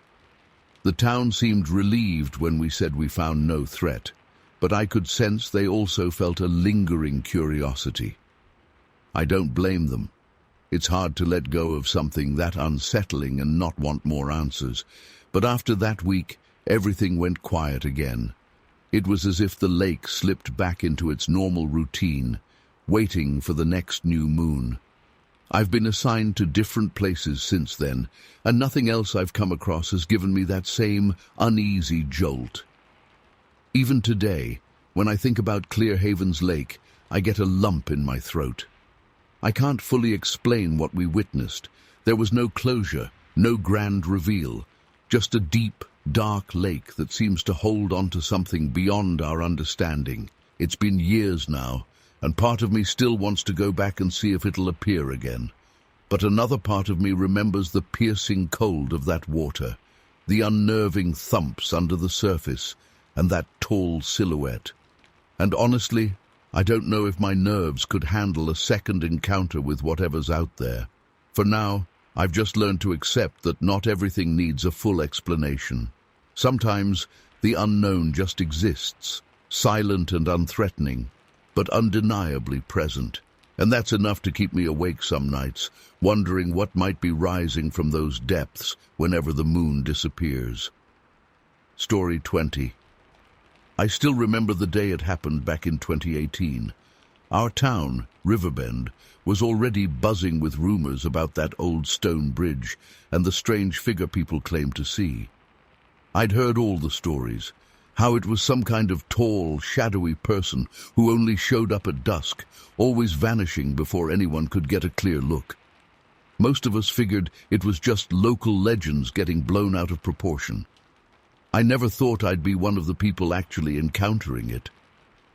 That afternoon, I was heading home from my cousin's place, and I decided to take the path by the creek. The sun was starting to go down, and the air had that chilly feel it gets here in fall. I glanced at the old bridge as I walked because I'd always been a bit uneasy around it. It was quiet. Usually I'd hear the water trickling or maybe see a stray cat scurrying around. But this time, it felt dead silent. Even the birds had gone quiet. I got closer, and for a second I swore I saw something move on the far side of the bridge. It was just tall and dark enough to catch my eye, like someone in a coat. I stopped walking. My heart started pounding because I remembered all those stories. I forced myself forward, telling myself it was just my imagination. But halfway across, I noticed a damp patch on the stone under my feet. It looked like water had just been splashed there, which made no sense because it hadn't rained in days. Right then, I heard footsteps. They sounded kind of muffled and wet, like boots sloshing in puddles. But I was alone, at least as far as I could see. I called out a quick, "Hello?" feeling a little stupid, but I guess part of me was hoping some fisherman or traveler would answer. No one did. The sound stopped as soon as I spoke. Silence again, and I felt this heavy tension in the air. I swear it made the hair on the back of my neck stand up. Suddenly, from the other side of the bridge, I noticed a faint outline move. It was so subtle, like the light was bending around something. For a split second, I caught sight of a figure, taller than anyone I'd seen around here, and the shape didn't look quite normal. The arms seemed a bit too long, or maybe I was just freaked out. I froze, and that's when the figure vanished. One moment it was there, and the next it was just gone. No sound, no trace, except for these tiny droplets of water on the stone. I was so unnerved I almost tripped backing away. Then I heard an engine down the dirt road. A car pulled up, some plain SUV I didn't recognize. Out stepped two people I'd never seen before. They looked serious, but not in a threatening way. Something in their posture told me they weren't tourists or casual visitors. One was a woman with a calm, focused expression, and the other a man who looked just as alert.